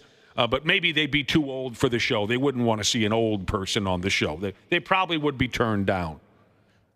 Because I'm going to take a guess here. I don't watch a lot of these programs. My friggin' wife, does she like to watch these types of programs, specifically the dating ones, right? They try to find the best-looking people on planet Earth. Mm-hmm. So I think even though it's a virgin program, I bet they're still going to try to drag some heat into the mix, wouldn't you say? That'll probably limit them some, but there's plenty of virgins out there by choice. So right. They'll find some of those. Right. So are the people that they're getting matched up with also virgins? It sure sounds that way. Mm-hmm. Okay. Everybody's a virgin. They're not going to let some woodsman walk onto virgin. That's what I was wondering, if it was like 8 virgin guys and then they have 8 gorgeous women, and then they see if they could find an attraction. When you said gorgeous, what I think you meant was sexually active, experienced women. Yeah. I bet the show there probably another program will evolve. A spin-off. A spin-off will be virgins versus experienced people. There's all kinds of routes they can take. That would be funny, watching the date take place. The virgin would be so nervous, and then the other person would be just... Oh, yeah. And maybe they could have a sensor for the premature ejaculation that would occur. They just have a... sound. Awful. You see, that was a situation where Josh said something. You basically said the same thing, and you made it worse. Yeah, I added the sound. Yeah, the sounds make it worse. I don't like the sound. What if the producers and the contestants for Virgin Island, they all get to where they're going to be, and all of a sudden they're like, oh, no, we booked the same island as F-Boy Island. Oh, no. This is a disaster. To this day, no one has asked me to join F-Boy Island, which is upsetting to me. I ever since I heard about it, I want to be an F-Boy so bad I can taste it. F-boys get ass. Is that what you're saying, Dave? Yeah. Yeah, they do. They would wreck Virgin Island. They would wreck I don't even know what an F-boy is, but by your description, they would destroy the place. The show would be one 20-minute episode long. It'd be very quick. It'd be like a massacre. It just sounds like Jurassic Park. I mean, these things are going to go crazy. They're going to dominate. Yeah. How are they going to tell that they're virgins? Are they just going to take their word for it? Are we somehow... doing some research. Ashley, I'm going to go ahead and guess that no one on this show really is a virgin. Yeah, it's a reality show, but they probably don't care enough to really do much research on that. Let's say they really wanted to let's say it is legitimate, and everyone on this television show is a virgin. I doubt they're going to be getting out any speculums or anything. You know what I'm saying? Yeah. I think if this is legit, they'll just take your friggin' word for it. I don't think they're going to put you in a gynecology chair or anything like that. I'm kind of thinking more on this with your buddy, Nick, who's older and a virgin. Oh, he's old, too. Yeah, go ahead. You might actually want him because people might start feeling bad for him and getting the sob story. Like, come on, guy, you could do it. Oh, dude, maybe they would want him. I bet they'd root for him. Yeah. Because it's a sad story, son. They have some of those older dating. Yeah, like the Golden Bachelor. Golden Bachelor, yeah, that's popular. Golden Bachelor. Yeah, that's something to see. I drive a Hyundai but ride your dad, She's said, as a sexually experienced woman, I would be thrilled, all caps, to take a man's virginity. S would be wild, she said. Absolutely. I actually said that to my boyfriend a couple days ago. Like, girls, at least the women that I know and the women I've talked to about this, like, that is the most exciting thing ever, is a man that has, like, no sexual experience. Because then you get to teach him exactly what to do, and he's probably going to listen to you. Okay, if my virgin buddy is listening right now, that's the first time he's ever heard a woman say that he's the most exciting thing ever. You really? Okay. Yeah, and then if your boyfriend dies, give me a call. I'll hook you up with my bro. And it's also pretty cool, like, he hasn't been around. He's clean, all that kind of stuff.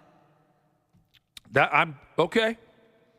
Well, what if he has congenital herpes? Oh, now gosh. what? Oh, no. You think that's really exciting to be able to teach him and show him? Yeah, that's fun. Okay. I mean, you wouldn't be frustrated at all by him kind of boobity-doopy-doo, not knowing at all what the hell he's doing? I'm sure there'd be a little bit of a learning curve, but that's kind of adorable. And you've got to spare 9 seconds for him? Yeah. I see what you mean. I do. I see what you. I'm surprised there are a lot to hear you, two women now within minutes of each other. You and who was it, Josh? I drive a Hyundai, but ride your dad. She's just two women in that short a period of time both say that's really exciting to me. I didn't think exciting would be the word. You know, she said S would get wild. Oh, yeah. Interesting, yes. I can see how that would be an interesting experience. I didn't think I'd hear the word exciting because the guy's not going to know what the hell he's doing. Well, you're saying he'll be eager to please, right? Yes, Ashley? exactly. A fresh slate. He doesn't have years of just bad habits built up. Yep. Miles and miles of vagina on his odometer. Virgin Island. Okay, like I said, check out your Hulu, whatever that is, if you just want to see the show. I don't know when it's going to start up. Yeah, they didn't announce a date yet. Yeah, it looks like they're filming later this summer. You can apply, but yeah, they haven't announced a date. A bunch of people who've never had sex, apparently, quote, will date, participate in unique and romantic activities together, and make major decisions and commitments to one another. I'm also reading here, it does say that they're not going to be able to confirm it's the honor system, whether they're a virgin or not, but the online application asks questions like, are you a virgin? Are you a religious person? Explain why you remain a virgin, that type of thing. Oh. So they'll just vet them as best they can and hope for the best. What was the one, okay, fair enough. Yeah, okay, appreciate you looking into that. What was the show my friggin' wife was watching yesterday or the day before, and she actually asked me if I wanted to watch it. It was a show with the word MILF in the title. Do you know what it is? Oh, yeah. MILF Manor. We were just talking about that off the air. Yeah, MILF Manor. I walked by and the friggin' wife says, you want to sit down and watch MILF Manor? And I said, no. There was another one. I mean, I like MILFs and everything, but I don't need to. There are other channels where I can find MILFs. Yeah, we were talking about this off air. And Dana, what did you do? You threw my mom under the bus. He said that my mom was on MILF Manor. I said she's not good looking enough for that. I didn't mean that. I saw this other dating show that I thought was really interesting. It was couples, and then they were trying to find their third. Oh, the Thruple Show? Yeah. I can't remember what it's called. It's not called the Thruple Show, by the way. Yeah, but I thought that was interesting, too. Gosh, they make a show out of everything There nowadays. could be so much drama, though. All of a sudden, someone starts falling in love with the third, and they don't like their original anymore. Ooh, that could get spicy. It's called Couple to Thruple. There we go. Like I said, the list of these programs is just endless. I know none of them. Give me some more. Read off some of these other programs. I mean, you can probably find a list somewhere, right? The titles usually are so clever and ridiculous that they're kind of fun. Well, what's the Love is Blind? Isn't that a dating show? Yeah, that's the one where they can only talk through like basically like a two-way mirror. They can't see each other. And then they have to fall in love with just by getting to know somebody's personality. Good Lord. Temptation Island. Okay. Love Island. I've seen a little bit of that Temptation Island. I have. My God, the girls, they don't wear any clothes at all. No. They're just running around 99% naked on that show. Here's a listener who says, playing inexperienced in high school was my move to get girls. Oh. Yep. It worked. You just have to go to a bigger school, is what he says. There's a show called My Mom, Your Dad, and it's where MILFs meet DILFs. My mom, your dad. So, like, say, you and I would be on the program together, Ashley, or I guess it doesn't have to be guy-girl. Josh and I could play that game. I introduce my mom to your dad and that kind of a thing. The weirdest thing about this is that it's like their children that push them to do that. And so it says what the parents don't know is that their kids are watching their every move. That sounds awful. Even when they start bumping? Especially when they start bumping. Because the old folks aren't going to wait too long on that. No. Hey, how you doing? I'm Ernie. Hi, I'm Jessica, whatever. Bump. You know what I mean? Old folks don't wait around to find out if you're compatible and all that crap. Well, there's a couple people that have a cousin on the next season of Love is Blind. And apparently they're saying it's a bunch of people from Minnesota next season. Yeah, they filmed it here. For a while, everybody's going crazy because they were like, oh, I saw them filming at this bar. I saw them filming at that bar. Everyone loves that stuff. What kind of dork bag applies for a reality show? Can anyone in the room answer that for me? They must be one pathetic loser. How many times have you applied for Survivor? I guess probably about 10, I'd say, over the years. Yeah, I've got a friend who just did again. Mm-hmm. He does, not every year, but every few years. Do you have to submit a video? Yep, submit a video. You can either go to a live casting call. They have them here once a year, or you can just submit a video online whenever you want. If you ever do that again, I would love to see the video that you're submitting. Okay. I would like to see you like running through the woods or, trying to make your own obstacle courses, trying to start a fire with Have you sticks or finally something. let it go? Have you let this ridiculous gimmick go now or not? I mean, I don't see why not. I want to keep trying. Doesn't hurt. But That'd be you, awesome. I mean, you've admitted before, being without your phone for that long. How long is it? A month? Or is it shorter than that? It's now, they just shortened it to I think it's 27 days now. Okay. Could you handle being without your phone for 27 I want to days? find out. That's why I'm kind of curious about this. See if I could actually handle it or not. But you could do that without going on a terrible television show. You realize that, right? Please, don't try to sell this like, I'm just trying to learn. No, I think it would be a fun experience. When else would I have the opportunity to go hang out in Fiji and try to win $1 million? That's true. But what if your fiance ends up with a different guy? You've been gone 27 days. That's a long time, Dana. That is true, but she's been encouraged. Maybe that's why she's encouraged me. Dang it, I just put it all together. Yeah, you should leave the country for 27 days with no way to get a hold of me. God dang it, I just did the math in my head on that one. You're listening to the 93X Half-Assed Morning Show Backtracks. Anyone going to make this move here? I was reading about this a minute ago. Anyone going to go this route? More and more people are ditching their smartphones for flip phones. No, I know that's become kind of a thing. I've seen more of them now. I have too, actually. Well, I guess it says young people. And we got two characters on this program who I would still refer to as young people, Wapple and Ashley. And I don't know if this is just kind of a niche-y, trendy thing, like pulling your jeans up to your armpits or sucking on a vape rod. I don't know if this is just a trend. Someone hip on social media tried it, so now all the young people got to follow in line. But it's a young people thing. Yeah, they know they can't get TikTok on flip phones, right? They know that. I think that's kind of the point, is they're so addicted to it, they're trying to kick it. I love to kick it. I kick it every weekend. Can you kick it? Yes, you can. It's funny because like the flip phone, it has your two basic functions, right? Making a phone call and probably texting. Sure. The two things young people do the least with their cell phones. They don't even text anymore? It's like Snapchat or social media messages, stuff like that. Really?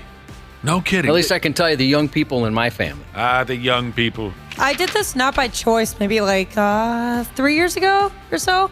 My phone broke, and I just went back to like, me and my family have this like emergency phone that we use if any of our phones break. It's been in our family for at least 10 years now. And so I went back to that phone, and you can't get like any of the apps, no internet. It was just phone calls and text messages.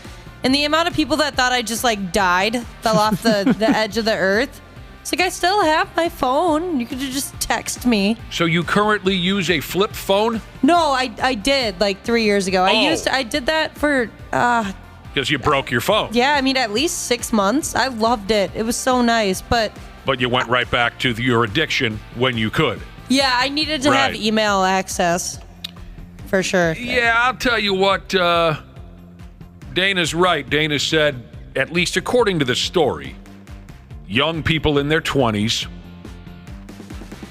are hopelessly and helplessly addicted, and some of them at least are recognizing that. They're addicted to social media and whatever else you do with the fancy phones. So they're trying to cut down, trying to quit, and go back to just a basic little flippy flip phone. I was going to say, I know people my age or even older that just don't like talking on the phone so much so that you might be texting and then you realize, you know what, we better call each other it'll be a lot easier, and then they don't answer the phone, but they text back. And now I was thinking, that's a thing for some people, but maybe it's just they don't want to answer when I call. Son of a bitch, I'm just figuring this out this second. No, I knew it was going to go in that direction. I never thought about it till right now. It is not you. I mean, like, our boss is an example.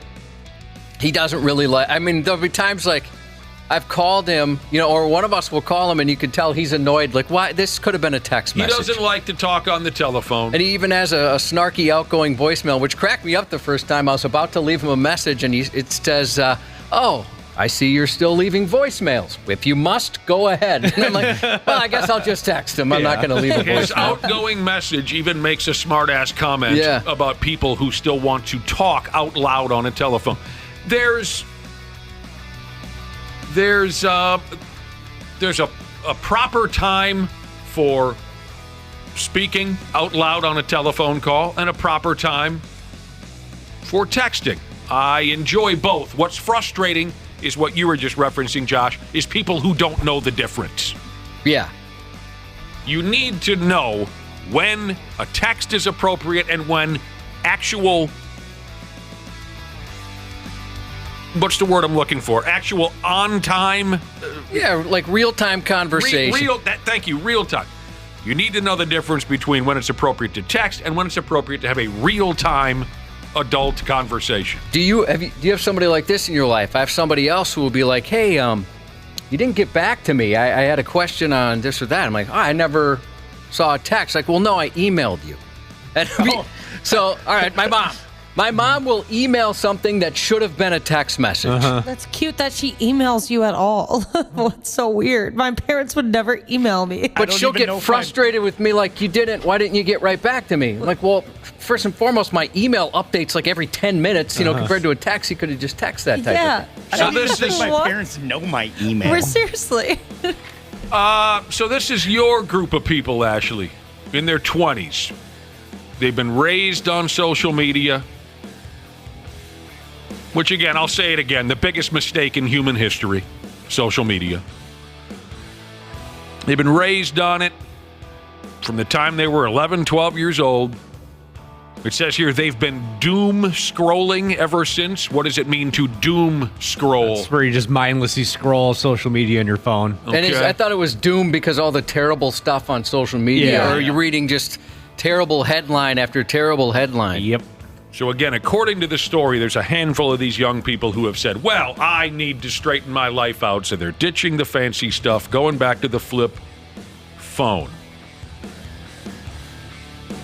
Good for them for at least acknowledging it. Medical Device Jesus said, you also have to know your audience. My brother will try and stay on the phone for an hour no matter what the phone call is about. That's true. And, that's something I should have mentioned, that there are times you can't answer the phone, right? Wherever you are, it's too loud, or you're in the middle of something else, but you're trying to keep up with this conversation.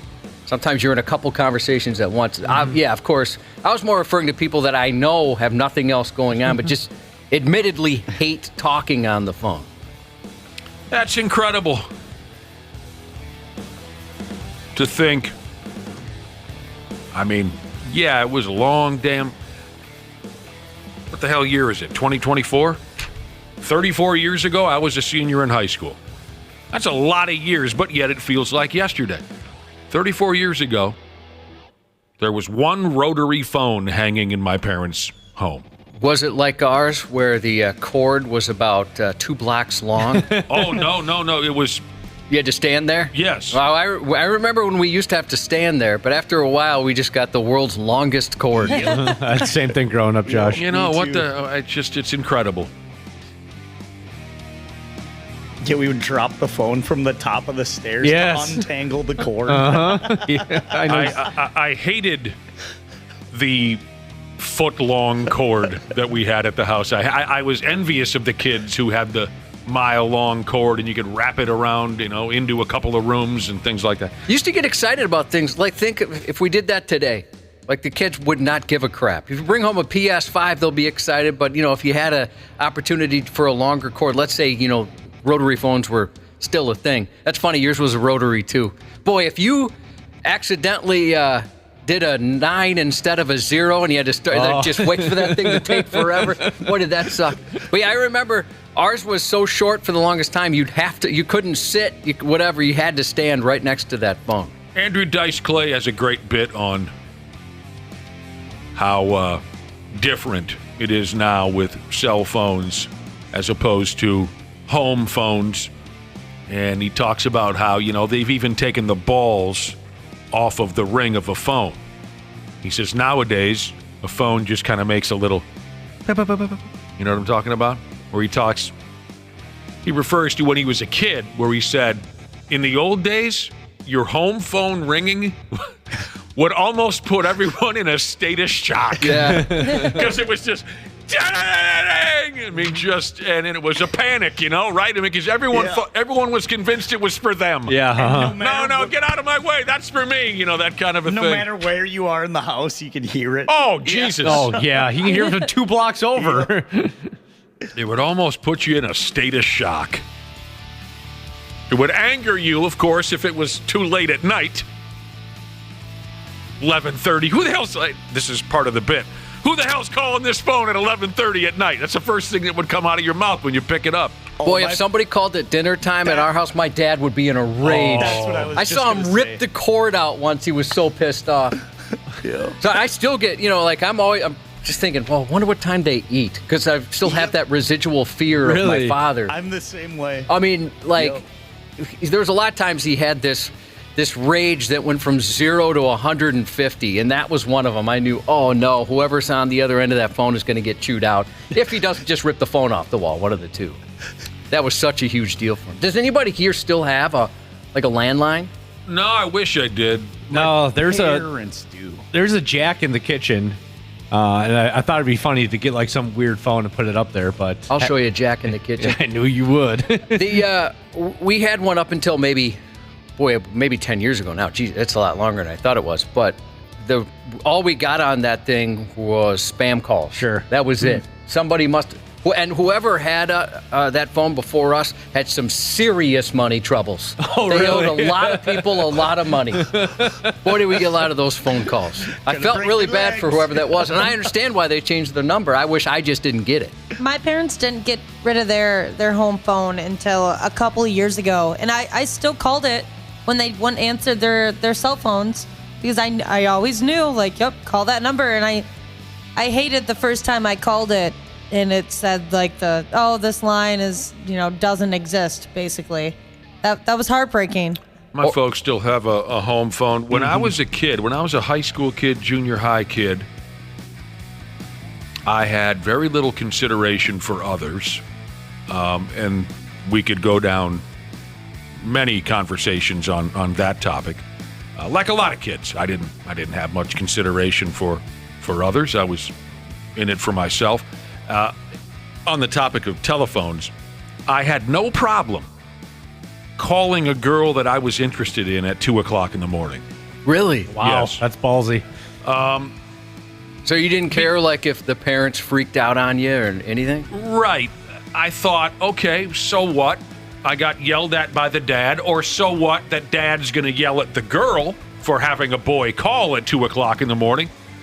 I was willing to get beyond that so we could say nasty things to each other. You know what I mean? All the girls I was interested in high school, I don't know how their parents didn't look up my address and come over and choke me to death because I would 3 o'clock in the morning, I just call. See, I was the guy that when a girl's dad would answer, I'd panic and hang up. You would? Yeah. That's almost more creepy. Yeah. It was hear the hello.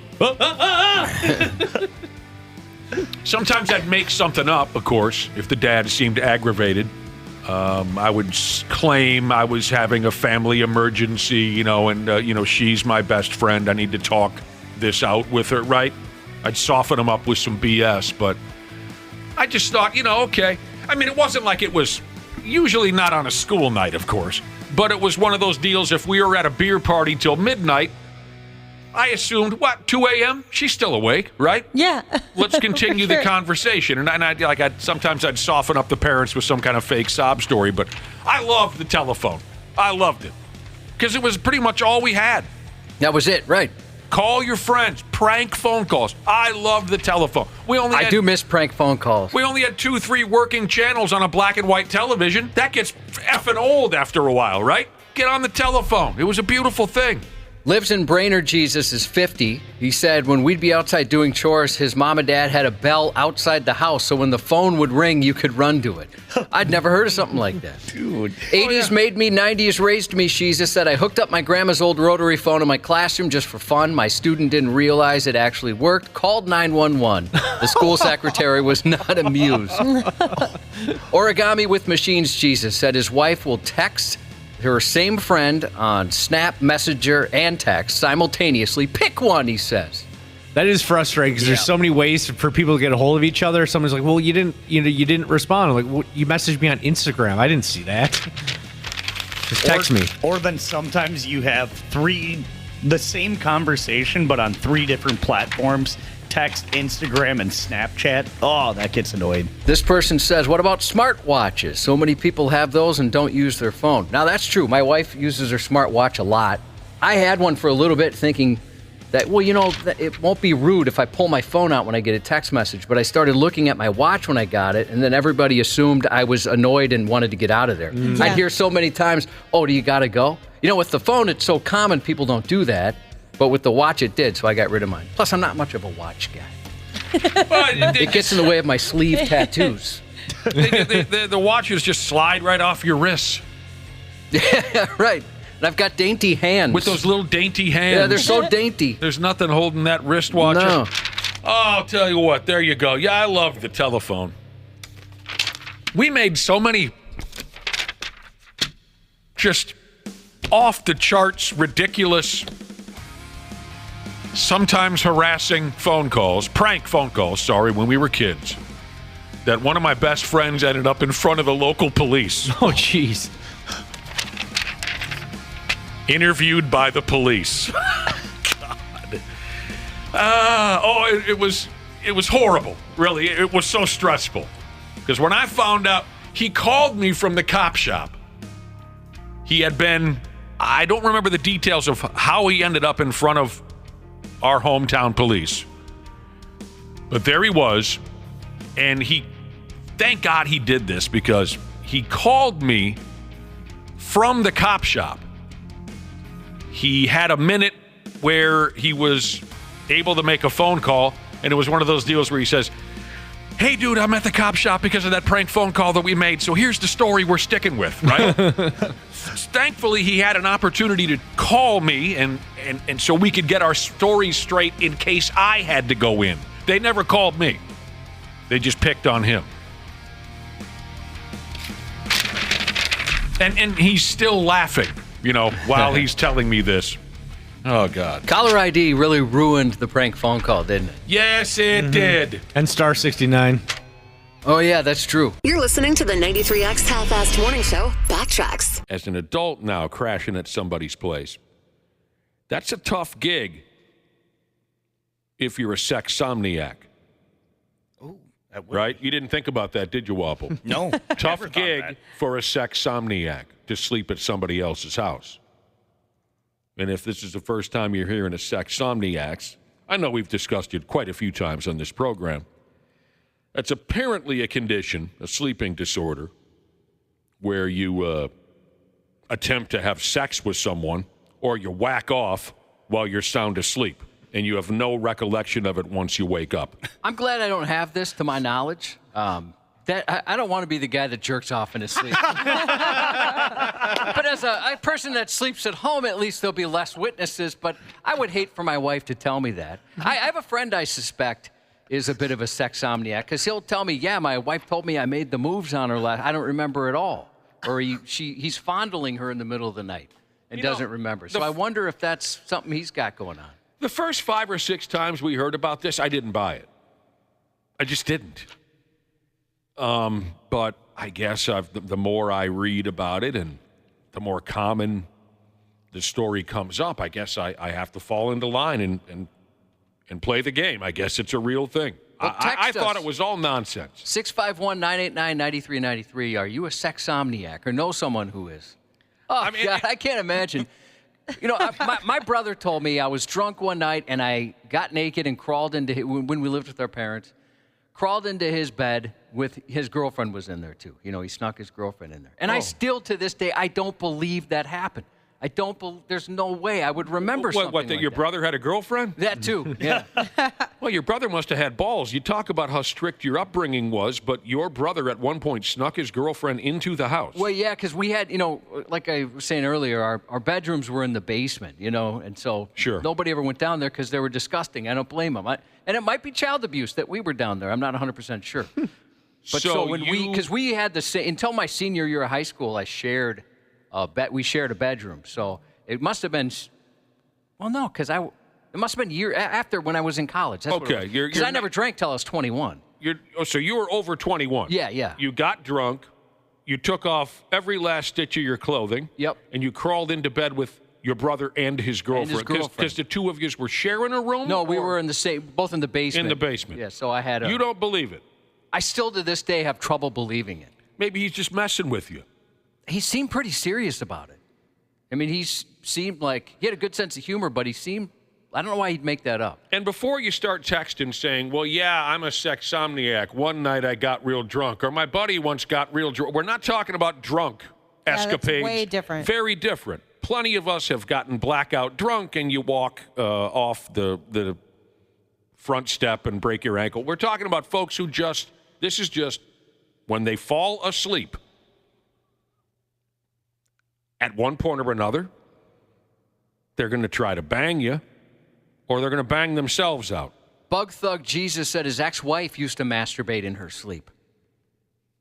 There you go. Okay. I think that'd be kind of cool if your significant other did something like that. Actually, well, how would you feel about that'd be hot stuff. I wouldn't like that. Oh, you really? No. Oh, I think it'd be awesome. Is there a way to give it to someone? I'd like to give this to my wife. Oh, yeah. Can she take like a pill or something? Can you catch this? Yeah. What do you mean you wouldn't like it? You were just telling us the other day about how much you enjoy watching a man masturbate. Mm-hmm. Oh, and the sound. It would be, there would be days, though, where I would just want to be able to sleep, and it would keep me awake. You go lay on the couch, for God's sake. Call one of your friends. Have a sleepover. I will. I wonder if that's common with women or more that's just kind of who you are. So you wouldn't like that? No. I mean, I could see it getting annoying if it's every night. Yeah, exactly. But if it's every once in a while? I'd never get tired of it. I guess, every once in a while. Maybe if it was like, I don't know, a couple times a month, then I could deal with it. Then that'd be all right. This is really crazy. I mean, really it is. To think that you could, I know there's been some serious court cases. I guess I should say one that I remember us discussing where some kind of a sexual act happened, and this is a long time ago. Forgive me, I don't have details, but whoever was being accused put the event, chalked the event up to a case of sexsomnia. But this is so bizarre to think that you would full-on molest yourself to orgasm or fully mount someone while sound asleep. It throws me that this is a thing. I had the wildest dream last night that I had you doggy style. Right around 3 in the morning. Yeah, I mean, but maybe your brother's just busting your chops, claiming. Yeah, maybe, but he seems pretty serious about it. I mean, not that I haven't heard similar stories, or seen similar things. I mean, I've peed in a closet when I was drunk, but I was sort of aware all of a sudden. I mean, I guess somebody said something to me. Maybe that's different. You kind of snapped to a little bit? Yeah, I guess maybe that's a little different. All right, so real quick, if you're texting in and you don't want us to use your name, put that at the beginning of the text because I almost just read the text and gave the name until at the very end they said, don't use my name. Oh, I hear you, sure. So this person said, my wife told me I used to try and get frisky while sleeping. No idea I was doing it. And then he got a CPAP machine and it all stopped. Oh, interesting. You get a little You're deeper. Getting some real sleep. Deeper sleep. You get the oxygen in your skull. This person said it's absolutely a real thing. I used to do it all the time, but I haven't in years. Turns out my wife misses it. Oh, wow. She's reading a book at 2, 3 a.m. She looks to the left, and you got your D in your hand. I miss those days, she says.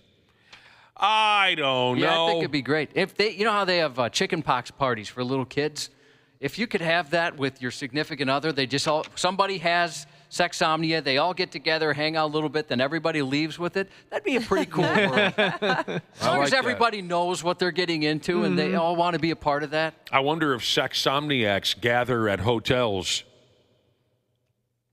and then, by damn, just let the games begin. You know, they send out a group email and say, okay, nobody sleep for about 48 hours.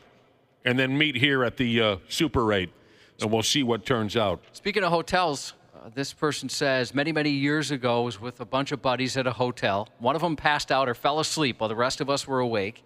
The one that passed out started humping the bed like there was a lady there.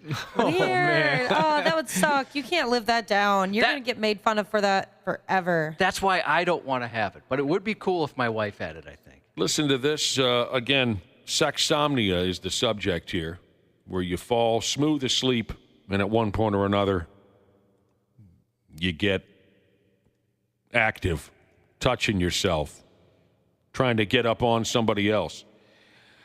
Here's a guy, his wife would regularly try to fold him while she was sound asleep.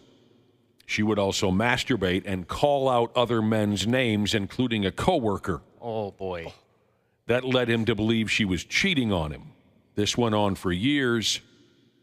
She thought her husband was making it up until her 9-year-old kid told her, yes, Mommy, I hear you moaning in your sleep. No. Oh. No. That'd be a nightmare. Kind of goes back to what we talked about yesterday. What did we talk about? Catching a kid catching their mom or dad, having at themselves. Some here say that sexsomnia is genetic. That's something you don't want to know. Yeah, that kind of ruins it a little bit. Because then you might be wondering, well, which parent? This person says, every night my girlfriend wakes me up shaking the bed while playing with herself. Every night. Is she sleeping or just that she just does that before bed? I don't know. Boy, there's a lot of people who might have a case of it. I was going to say a touch of it. Case of it, or their significant other does. It's really interesting. Really effing interesting. I've never, again, I'm taking alcohol, blackouts, and silly drunk behavior completely out of the equation. I've never seen anything quite like this. But, you know, Josh, that story your brother's telling you about you getting ass naked, maybe he's just playing games with you. Maybe he's busting your chops, trying to embarrass you. I had a group of guys, and there's no way that this happened, yet they insisted it did. They were just busting my balls. I don't have a doubt in my mind. Got drunk, crashed. This is up at Lake Mille Lacs. Oh, where the hell was I? Doesn't matter. Crashed at a house, and most of the folks there were younger. And when I woke up in the morning, they tried to convince me. As soon as I sprung off the couch, they were all like, oh, dude, he's awake. No way. Right? These younger dudes. And I said, what's the problem? They claimed that I got up off the couch, went into the kitchen, got a sleeve of Ritz crackers and a fork, and attempted to to eat Ritz crackers on the couch with a fork. And I said, that never happened. They were insistent upon it, and I know it was just a joke, because I had been 5 times drunker than I was that evening and never did anything like. So anyway, I think they were just trying to make me, out to be a jackass. There's no way I forked Ritz crackers into my mouth. That'd be tough to do. In my sleep. Yeah, a lot of crumbs there. Slightly below average Jesus said, slightly below average Jesus said his girlfriend told him quite a few times he masturbates in his sleep, but he doesn't believe her. Until now. Now he believes it. We're providing public service today. I'm actually really surprised how many people are texting in saying they have it or somebody they know does. Fair enough. If you're a dude and you're whacking off in your sleep, god dang. You just roll over on top of it after it's over. Oh, yeah. I mean, there's no cleanup involved there. You just, that's true. and then you roll over. That's terrible. You go through a $1,000 a month Tide budget. Nah, you can go a few loads before you throw in a load, I think. Can you imagine that? You just. Why am I in my 40s having wet dreams? You're listening to the 93X Half-Assed Morning Show Backtracks. The 93X Half-Assed Morning Show.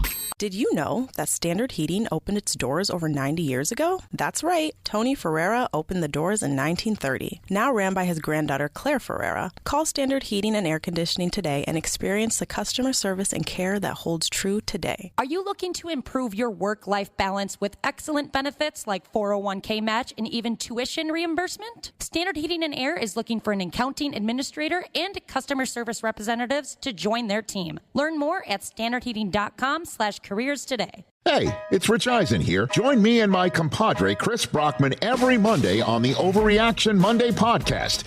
A 2023 last place team will win a playoff game this year. I'm taking the Cincinnati Bengals to be that team. If you gave me safe bet. If you said 2 last place teams, I might say that's an overreaction. Come react or overreact with us. This one makes it much easier. So thank you for making it easier. Well, tune in next week. Overreaction Monday, wherever you listen. Half-Assed Morning Show. 93X. Janelle Klein is here with us, and it's a wonderful thing. How you been, Jungle Jane? I've been pretty good. You down or what? I'm down. You're down? Yeah. What do you think of the new digs? Well, old digs, but new to us. Well, I'll tell you what happened. Wapple texted me on the way in and said, hey, we're in a new studio. I don't know if you heard. This is where we are. And I don't know my way around this building. Nobody does. I came in. Well, first of all, I thought I was being smart, and I texted him back some little meme that said meow. That's kind of your thing. Right. You two have that type of relationship. Not like, oh, could you tell me where it is? I tried to be smart. And then I got in here and got terribly lost. And you're far from alone. We mentioned this yesterday. Josh and I have been in this. Well, I know I've been in this. Well, we both have been in this building for over 20 years. Yeah. I personally have never been in any of these rooms, so I had no idea how to get here yesterday morning either. Okay, So- I feel better then. So, Josh, you had been in and out of these joints, I think, once or twice. Yeah, but- I've seen these before. Yeah, if you're lost, you're fine. You'll probably run into one of us the next time you get lost here in the building. Yeah, sometimes I still, with going to the bathroom or whatever, I have to tell Nick, nope, you got to go left here. Yeah. Or right here. Yeah. I still get lost in this damn building. Yeah. So, do you want to hear about our big prize? Oh, I really do. We're pretty pumped about it for a few reasons. It's different. Mm-hmm. It's certainly different. It's got a dorky quality to it. It does. Yeah. And so Josh is all in. Oh, yeah. Absolutely. This is so cool, I think. It's got a blue-collar, regular guy quality to it. Mm-hmm. Sure does. So let's get someone signed up. And it's really high value, too. It is. It's an expensive prize. It is, and I don't know, are we allowed to mention that? I forgot to ask, but several $1,000 this prize is worth. So there you go. Wow. Right now on the Luther Bloomington Kia text line, text, I think I got the right word here, Blades, BLADES, Blades. Text Blades to 651-989-9393 to get entered for free grass. And we started this last week on, leading up to that stupid 420 thing, that whole gimmick. Aren't you tired of that? Anyway, text Blades to 651-989-9393. Get entered for free grass. Up to 2,000 square feet of sod plus delivery and installation from a group of folks called A and L Sod. The word is Blade, 651-989-9393. That is a good prize. And it covers all of what I said, right? Yeah. It's kind of dorky. It's very different. And it's got like we got plenty of texts from guys saying, my yard is garbage. Yeah. I need this. I want this. My yard is My yard is becoming I would love this effing prize. And I like stuff where nobody wants to pay for sod. No. There's certain things that you'll pay for happily, but sod, it's like, a lot of the, like, oh, great, I need a new air conditioner or something like that. You don't want to spend the money on that. Right. And then Are you a homeowner, Janelle? I guess I don't know. I'm not. Okay. But I picture how satisfying it would be to have someone come and give you beautiful, bright green, perfect grass. Why don't you sod your bedroom? I mean, sand or foam or something, you know. Something. So there you go. We're getting someone signed up all week long. We'll sign folks up, and then Friday morning, we're going to have some kind of showdown to determine a winner, and then it's going to be real easy for them. Oh, this is great. A couple people saying they just built a house and they could really use Oh, it. yeah. Oh, yeah. It's a beautiful thing. All right, we'll keep going here. I've got kind of a moral challenge for us here. Kind of a moral question, I guess. Tell me if I've used the right wording. I got an interesting question texted in a little earlier from a character called M Making Jesus. M Making Jesus. Here we go. Is 37 years old too old to beat up an 18-year-old guy? Yes. It doesn't sound good, but I guess it depends on the situation. There's two other... to me, that's very situation dependent. I think that's perfectly said. I don't know why I just said there's two other, because that's totally not where... There's no other information on what's going on. The details are missing. All it is that simple question. Is 37 years old too old to beat up an 18-year-old guy? Josh, I think absolutely dependent on the circumstances and the situation. I'd be worried that I just wouldn't be capable of doing it. I would not. I'd get my ass kicked. Oh, yeah, you're 37, aren't you? Yeah. I'm 38, but 38. yes, very close. That's a good point. Well, of course, there's fear or concern that you might be embarrassed, but that goes for any fight. Yeah, that's a good point. Just the fear of, dude, I think he's taking you. You just hear that. Oh, no. Tough question. If you can get back to us, give us more details on this. I'm very interested in what's going on here. Yeah. It makes me think of one of my best buddies back when he was a 17-year-old kid in high school. He was a vocal instigator type of a character. One of the best I've ever been around. I mean, he's got a yap on him, and he can start trouble in an instant. Day after day, he's busting the balls of this teacher at our old high school, driving the guy nuts. And finally, the teacher, who was probably 40 years old at the time, drags him into a separate room and says, you know what? I'm tired of your friggin' mouth. And you know what I'd like to do just one time? I'd like to hit you in the friggin' mouth and knock you on your ass. 40-year-old teacher says this to a 17-year-old kid. And my buddy had the balls to say, you know what, Mr. Ding-a-ling, whatever his name was, you know what? I don't think you could get it done. Oh. Is that not just the most beautiful thing? That's good. I still think back and I think, God, I wish I could have been the guy to say that to my teacher. God. That is a pretty cool line. A 17-year-old, I bet the teacher just had steam coming out of you his could pick, I bet he turned 3 different shades of red. I bet you couldn't. I don't think you could get it done, he says. Well, since we're on the topic of social decorum, I have a question I've been wondering about.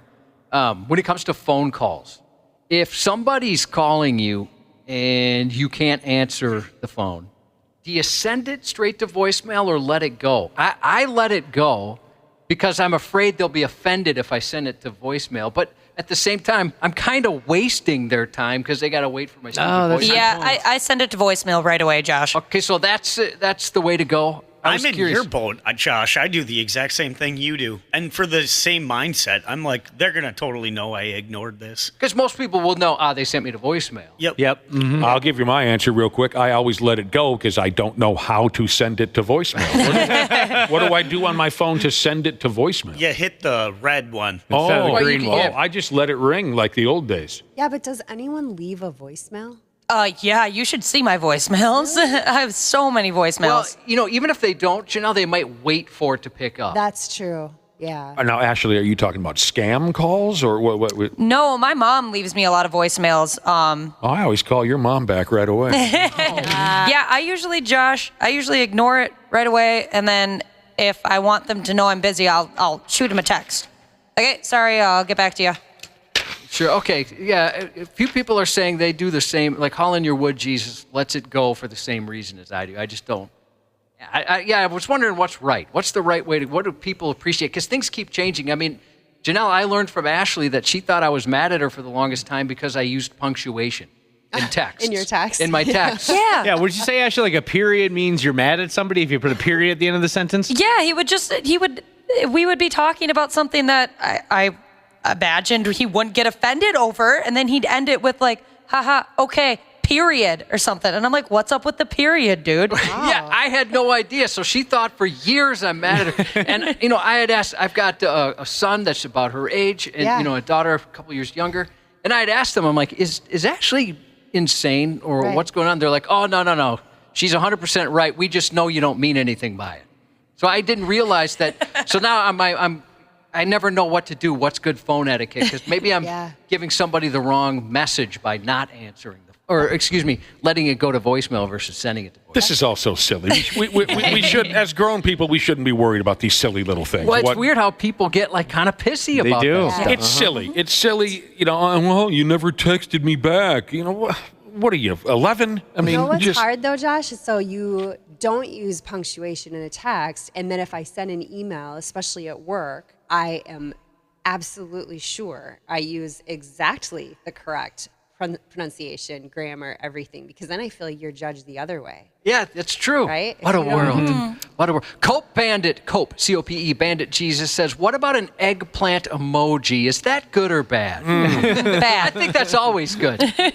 I enjoy getting it. I sent an eggplant emoji to the wrong person. That was uncomfortable, but I enjoy getting one of those. That's good humor to me. We got to take a break. I would love it if maybe I can check my text messages and find out more about this 37-year-old looking to beat up an 18-year-old. People are texting in and guessing that maybe it's a dad protecting his daughter. Oh, yeah. You see where they're going with that? Maybe I can get some more information because I'm really drawn to that. I got some clarification, I believe, on this dramatic text message that I was really into, where the text simply said, is 37 years old too old to beat up an 18-year-old? And we all kind of agreed that, well, it depends on the circumstances. What the hell happened? Here's what I found out on the text machine. Well, first off, I thought, man, this 18-year-old better be worried, because I scrolled back and the text came from a guy that calls himself MMA King Jesus. Oh. If I'm 18 years old, I'm not afraid of a lot of 37-year-olds unless they come at me with the nickname MMA King, okay? But it sounds like this is an organized mixed martial arts bout that's coming up where one guy is 37, the other is 18. You see what I'm saying? Well, yeah, I don't think there's an issue with that. If the 18-year-old is agreeing to it like that, yeah. Well, no, that squashes the whole thing, of course. But that kind of actually turns things around a little bit for me, where I'd be nervous as the 37-year-old. Yes. In the situation where I thought it was just like a street fight, for whatever reason, I'd feel like I'd have more confidence. Right. It's kind of disappointed me, though. I was hoping that, the 18-year-old had stolen the guy's wife, and then he spotted the kid driving his car around town, something like that. But it was just a little cute line. There's an organized fight coming up between MMA King Jesus, who's 37, and his opponent will be 18. Yeah, it's all fair and square then. It's an organized fight. I'm cheering for MMA King Jesus. Yeah. He's my guy. That's who I want to win. I'm right there with you. All right, so there you go. I think that settles that. Before we get out of here, Janelle Klein, did you go to prom? I did. How many years did you go?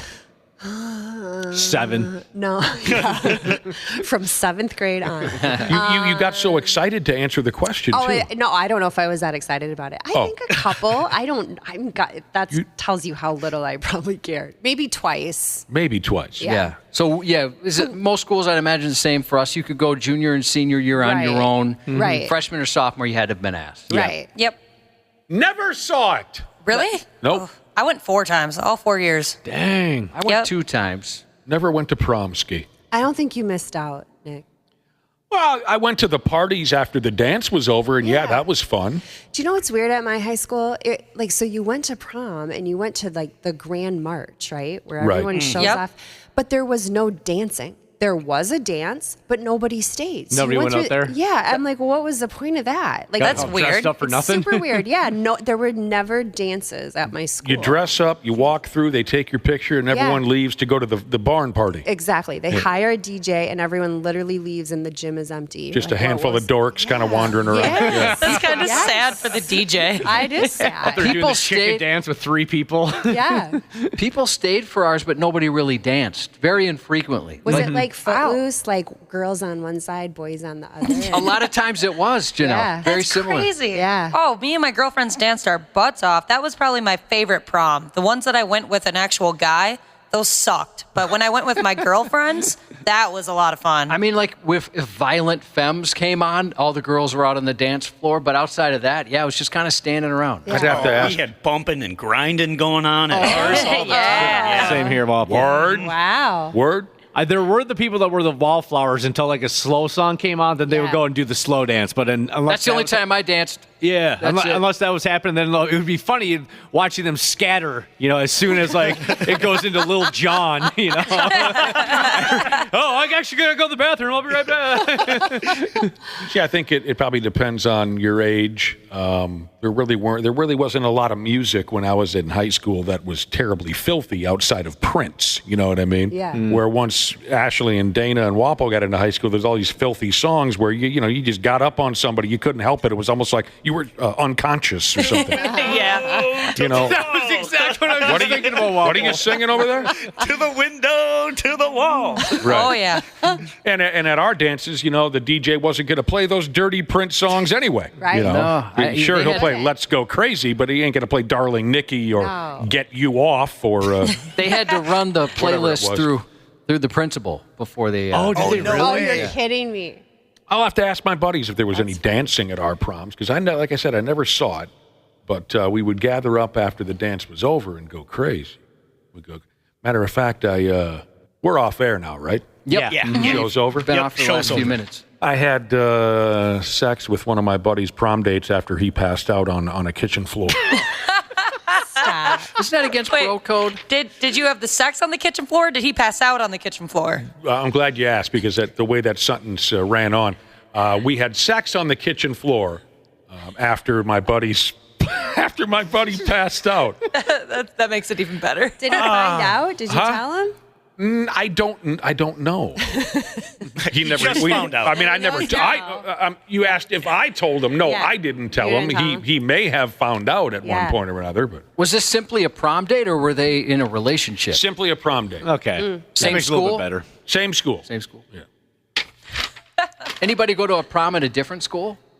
No. No. No, I was asked, but I turned it down. Whoa.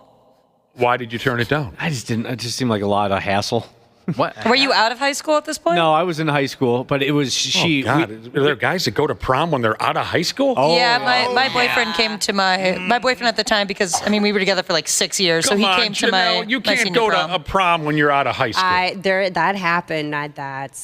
I don't know. I'd feel a little awkward I know. on both ends of that. I remember yeah. guys coming back for like the homecoming football game that had Yeah. been graduated a couple of years. That's Just a like, little all right, weird. time to move on, man. Wait a minute. Wait. What's wrong with going and watching a football game? But they were there to party with the high school kids still. Yeah. You know, Oh. they weren't just there in the stands to cheer for the team. They were like trying to act like they were still a senior and hanging out and. Yeah, we had, if someone was older and didn't go to our school, they had to, go to the office and they had to get, a background check. Yeah, you had to You're get talking permission. about now. You're talking about for prom. Yes. Okay. Yes. Really? Yep. Wow. Yeah, now Although- that I look back, I realize that the dudes that, because it was usually men that went after they were graduated from high school. I look back and I'm like, yeah, you're weird for that. There was nothing else going on that night. Although, man, think about it, Nick. You're a guy, and you bring a girl that's out of high school, like a college girl, you'd be legendary. Oh, it would be Yeah. legendary. That's status. cool. That's true. That See, would be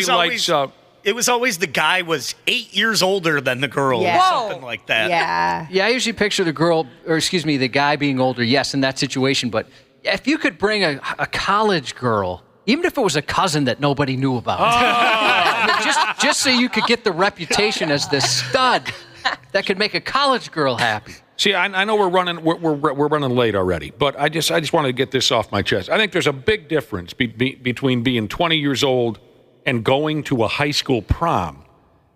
Big difference between that and being 20 years old and still partying with high school kids. I mean, when I was 20 years old, a lot of our girlfriends, just girlfriends, and a couple guy friends were still in high school. And I had plenty of parties with 18, 17-year-old kids at my house when I was 20. That's way different than dressing up and walking into prom as a effing grown man. Yeah. Renting a tux and all that. It looks so good in a cummerbund, though. I mean, I had so many friggin' parties when I was 20, 21 where there were still high school kids there that the cops, damn near put my brother and I in jail for, contributing to minors. Because, we still were tight with these people. Yeah. At any rate. It is what it is. So, all right. Well, I was asking about prom because, it's coming up, and we can talk more about it maybe I don't know, tomorrow or something like that. Does anyone wish they could have gone to one of Nick's Ragers? Yes. Wouldn't that have been the best? We had some good times. I wish we could have. It was very destructive. Yeah. It was lawless. Yeah. I think hillbilly nonsense. Yes, Wapple. I think I'm out. I would have got my ass kicked at your parties. Probably, yeah. Yeah, you would have, Wapple. Probably. You just laugh about it. Yeah, probably. But I could see at the end of the night people picking you up going, you know what, you're a good sport, buddy. Come on back tomorrow night. Yeah, you'd win them over. I mean, you'd probably still get beat up the next time, but I think you'd win them over. I'm just picturing my buddy, half man, half immersing, who loved to fight back in the day. He's got a belly full of Jack Daniels. He watched Wapple walk through the front door. I just have a feeling, because, back in those days, Merzo liked to make sure people knew that there aren't any free rides. That's how he let people know that there weren't any free rides. Just kind of tune them up a little bit at the party. You guys, we would have had a great time. Some of us. Wapple, you would have made it. All right, we got to get going. Oh my God, look at the time. Thank you very much, Janelle. Thanks, you guys. Yeah. Maybe we'll all get together again at an adult prom. I think we should. You're listening to the 93X Half-Assed Morning Show Backtracks. I was really looking forward to hearing a story this morning. We started with some news bloopers. Our news mogul, Janelle Klein, is going to join us today, and some funny moments on television news. Maybe she's got one she can share with us. I'm not sure if she's ever shared a story like that before. She's never messed up. Well, maybe she's been around someone who has. Yeah. Somebody fell in your audio there in your intro. Somebody fell for the Hugh Janus joke in the year 2024. Yeah, I'm wondering if it was one of those where, sometimes like things come in last second. And he didn't have time to pre-read it. It had to have been something like that, right? But yeah, Hugh Janus turned 10, apparently, according to that newsman. But Dana had mentioned that he once was told by the program director of K-Fan, when Dana led a segment, it was the worst 3 minutes of radio. It was. That was what he said to you?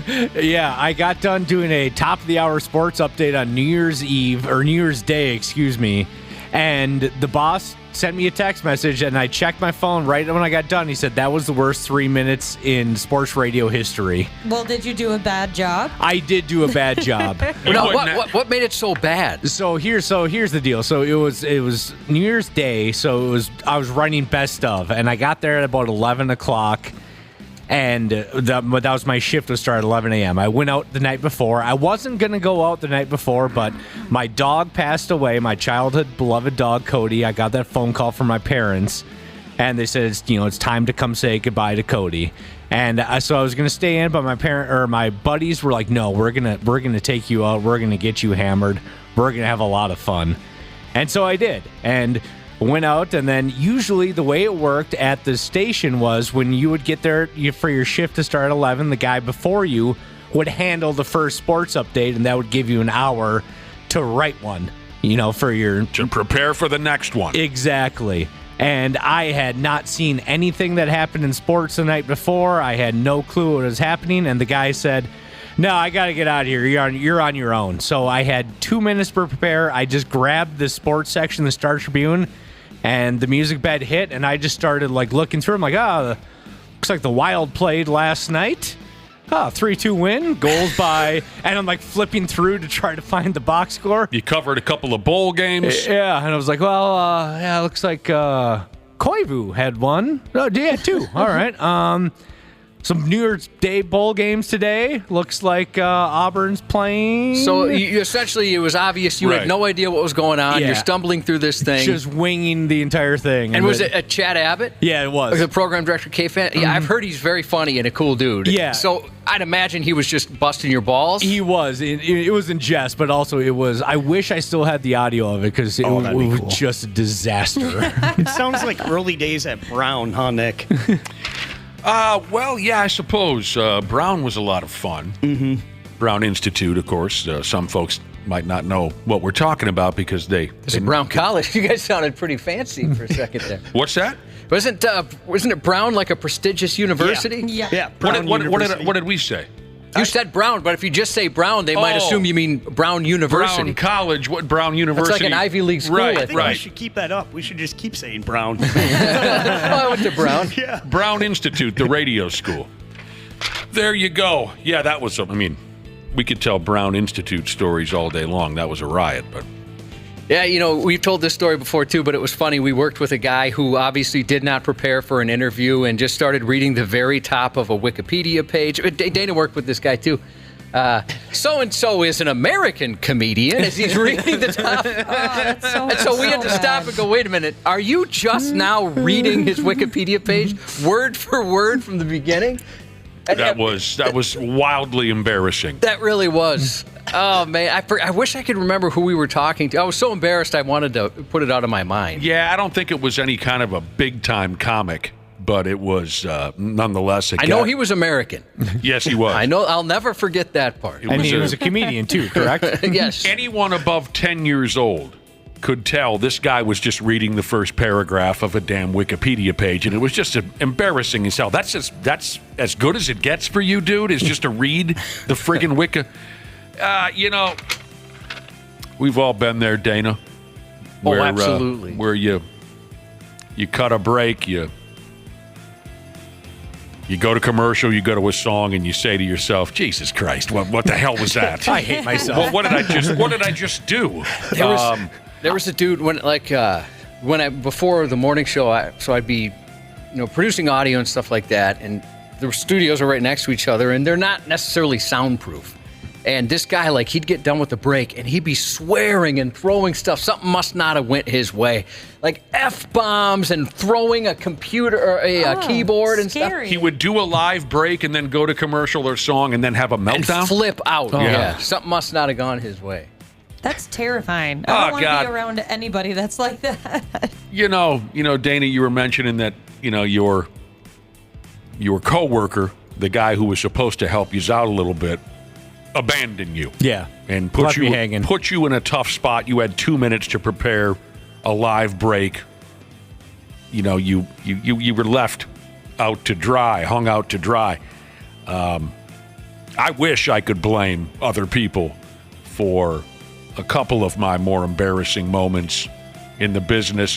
One of them, it wasn't on air, but it was part of, our general duties at the time.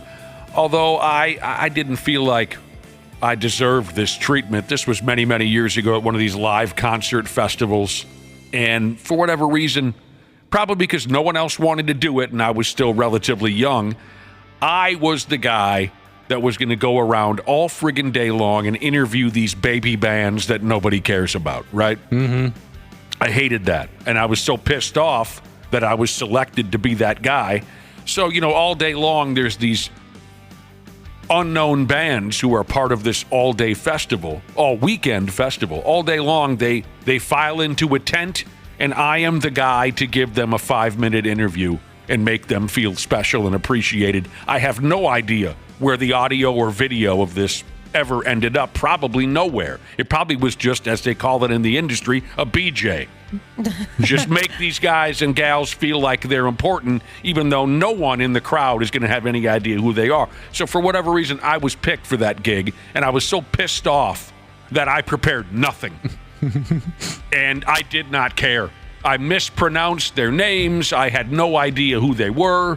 I asked them the same 3-4 questions, and I thought that performance would get me out of those duties the following show. Sure. No. They stuck me with it again, and I just kept making it worse and worse on myself because I was just pissed.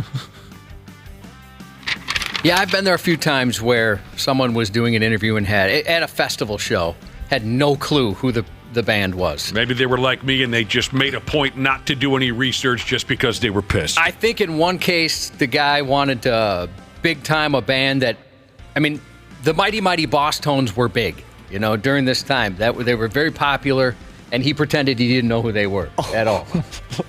And that was one of those where, the meme where Homer kind of disappears into the bush? Yep. That's exactly what I did. I thought this is so uncomfortable and unnecessary to big time these guys. Let me just take a minute, if you don't mind, Josh. I'm not a religious person, but I'm looking up at the sky, and I want to just say this. God, thank you that we no longer live in a time where the Mighty Mighty Boss Tones are, quote, really big. Thank you for that. Thank you for moving us beyond that. You're listening to the 93X Half-Assed Morning Show, Backtracks. If I was a parent, and I got a chill up my spine just considering such misery, but if I was a parent, I wouldn't allow any of my kids to play chess. Too much scandal, too much sleaze. It seems like that the last few years, doesn't it? I wouldn't want my kids associated with such people. I'd push my kids into politics where the people involved are always truthful and respectful. Yep. Level-headed, too. No egos. Back to chess now. I mean, there was the butt plug scandal from a few years ago. I wouldn't want my kid keystering a butt plug to try to win a chess tournament. That's terrible. There's not many things in life worth winning where you stick a butt plug up there. Yeah. If you don't remember that story, if you're brand new, there was a chess tournament a number of years ago. I guess the best way to explain it would be to use Josh and I as an example. I am playing in the chess tournament. Josh is my helper, even though you're not supposed to have one. So I'm sitting there playing chess, however the hell you do that, and Josh is watching from a distance. I have placed a butt plug in my behind with a vibrator in it, on it, however you. And then Josh, when he wants to advise me on a move, he hits the button and zzz, the butt plug goes off in my can, and I know which way to move. That was the butt plug scandal in the chess world. There was a guy and his partner, and they were running butt plugs back and forth. I don't want my kids involved in that. Everyone should experience their first butt plug the way God intended, and that is while hammered and having intercourse with someone that you just met 20 minutes prior. That's, I think, how everyone that's should. That's your first butt plug experience? That's how everyone should experience it. I agree. Someone that's not your wife or husband, a weekend thing. You're in Ely or something. You barely know this person. That's how people should experience. Here's the latest chess scandal. Now, granted, this year's story comes from Russia, where damn near everything is ass backwards and shady. But here it is. A chess player has been suspended after allegedly poisoning her arch rival at a damn tournament. It kind of seems like poisonings over there are just par for the course, right? Are they regular? It kind of seems like that, where if somebody speaks out against the government, all of a sudden they have a weird condition that develops, or they accidentally fall out of a skyscraper or I didn't know that. I didn't know that. The poisonings seem especially popular. So this gal who poisoned her chess arch rival, she's also looking at some time in a Russian jail. The gal being accused of this silliness is called Amina Abakarova. She's effing 40 years old. She's been accused of trying to poison her rival, who is a 30-year-old person by the name of Umayaganat Osmanova. Rolls right off the tongue. That Sexy. sucks. Apparently, this effing scandal cut loose at something called the Dagestan Chess Championship back on August 2nd, so whatever, a couple of weeks ago. Security camera footage shows where the bad lady, Abakarova, calmly walked over to the board where her rival, Asmama was going to be playing. She walked over to where her rival was going to be playing chess. She then smeared, this is what they say in the story, she smeared potentially deadly mercury from a thermometer onto the board. Oh, yeah, they say that's bad. Yeah. It was reported that the bad lady also previously asked people if security cameras were in operation in the building. Are those things on? That's not sketchy at all. What about that one? Is that one? Do you guys know if they're on? Are they working? Which ones are fake? She was told that they weren't working. So that must have given her confidence to do the mercury. That's probably the right thing to say, don't you think, if you're ever asked? Because they're up to something. That gave her the courage to do the mercury smearing. So, the nice lady, the good lady, the rival, she said she started feeling like ass after playing chess on that board for a stretch of time. She left on out of there to the hospital. Doctors found that she had been poisoned. The bad lady was arrested. She admitted that she wanted to, quote, knock her opponent out of the tournament.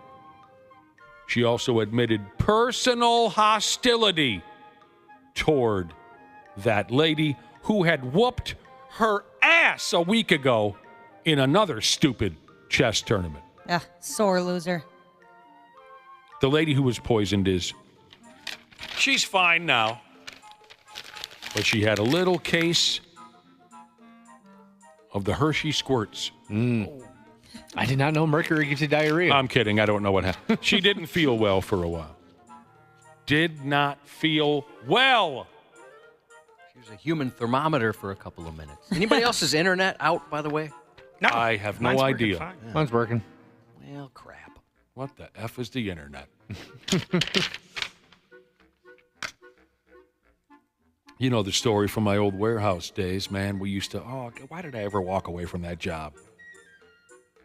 Driving the forklift, loading trucks, effing around with your bros, chewing tobacco, drinking beer in the parking lot after the shift was over, night shift, graveyard shift, mixing batches of ceiling texture and wall texture. That was the gig. That sounds awesome.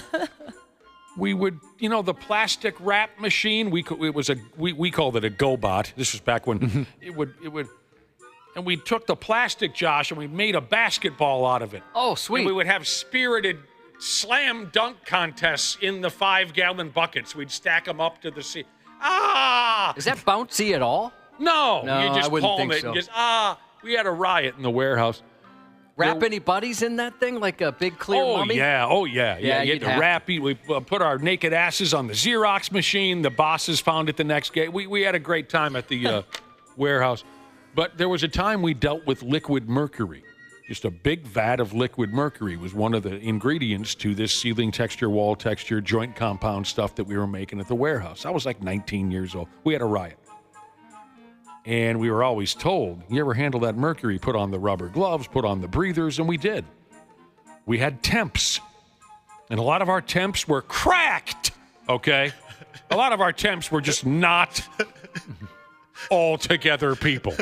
They were working one night so they could afford a big chunk of crack. And one dude walked up and he popped the lid off the mercury barrel and he said, "What's this?" And he dipped his finger in it and he went, "Oh," whoop, and he ate it. Oh, no. What? And we all went, "Ah!" And he got taken off in the ambulance, and I don't remember if he lived or died. He just ate the mercury. Was he vomiting? He ate the mercury. He got taken away in I don't know. I didn't see him. But Did he? Okay, you already answered the question, but he ate it. I would like to know why. He ate it. Yeah, he ate it, didn't he? I don't know why. He was just a goofy temp. You guys wouldn't bet me $100 to eat this mercury, right? No, we wouldn't. Apparently, yeah. All right, I'll do it anyways. The 93X Half-Assed Morning Show. 93X. The 93X Half-Ass Morning Show podcast is sponsored by Standard Heating and Air Conditioning. New episodes drop each weekday. If your podcast platform has ratings, go ahead and give us 5 stars and maybe give our enemies 1. Thanks, and here's a word from our sponsor. Standard Heating and Air is looking for an accounting administrator and customer service representatives to join their team. Learn more at standardheating.com/careers today.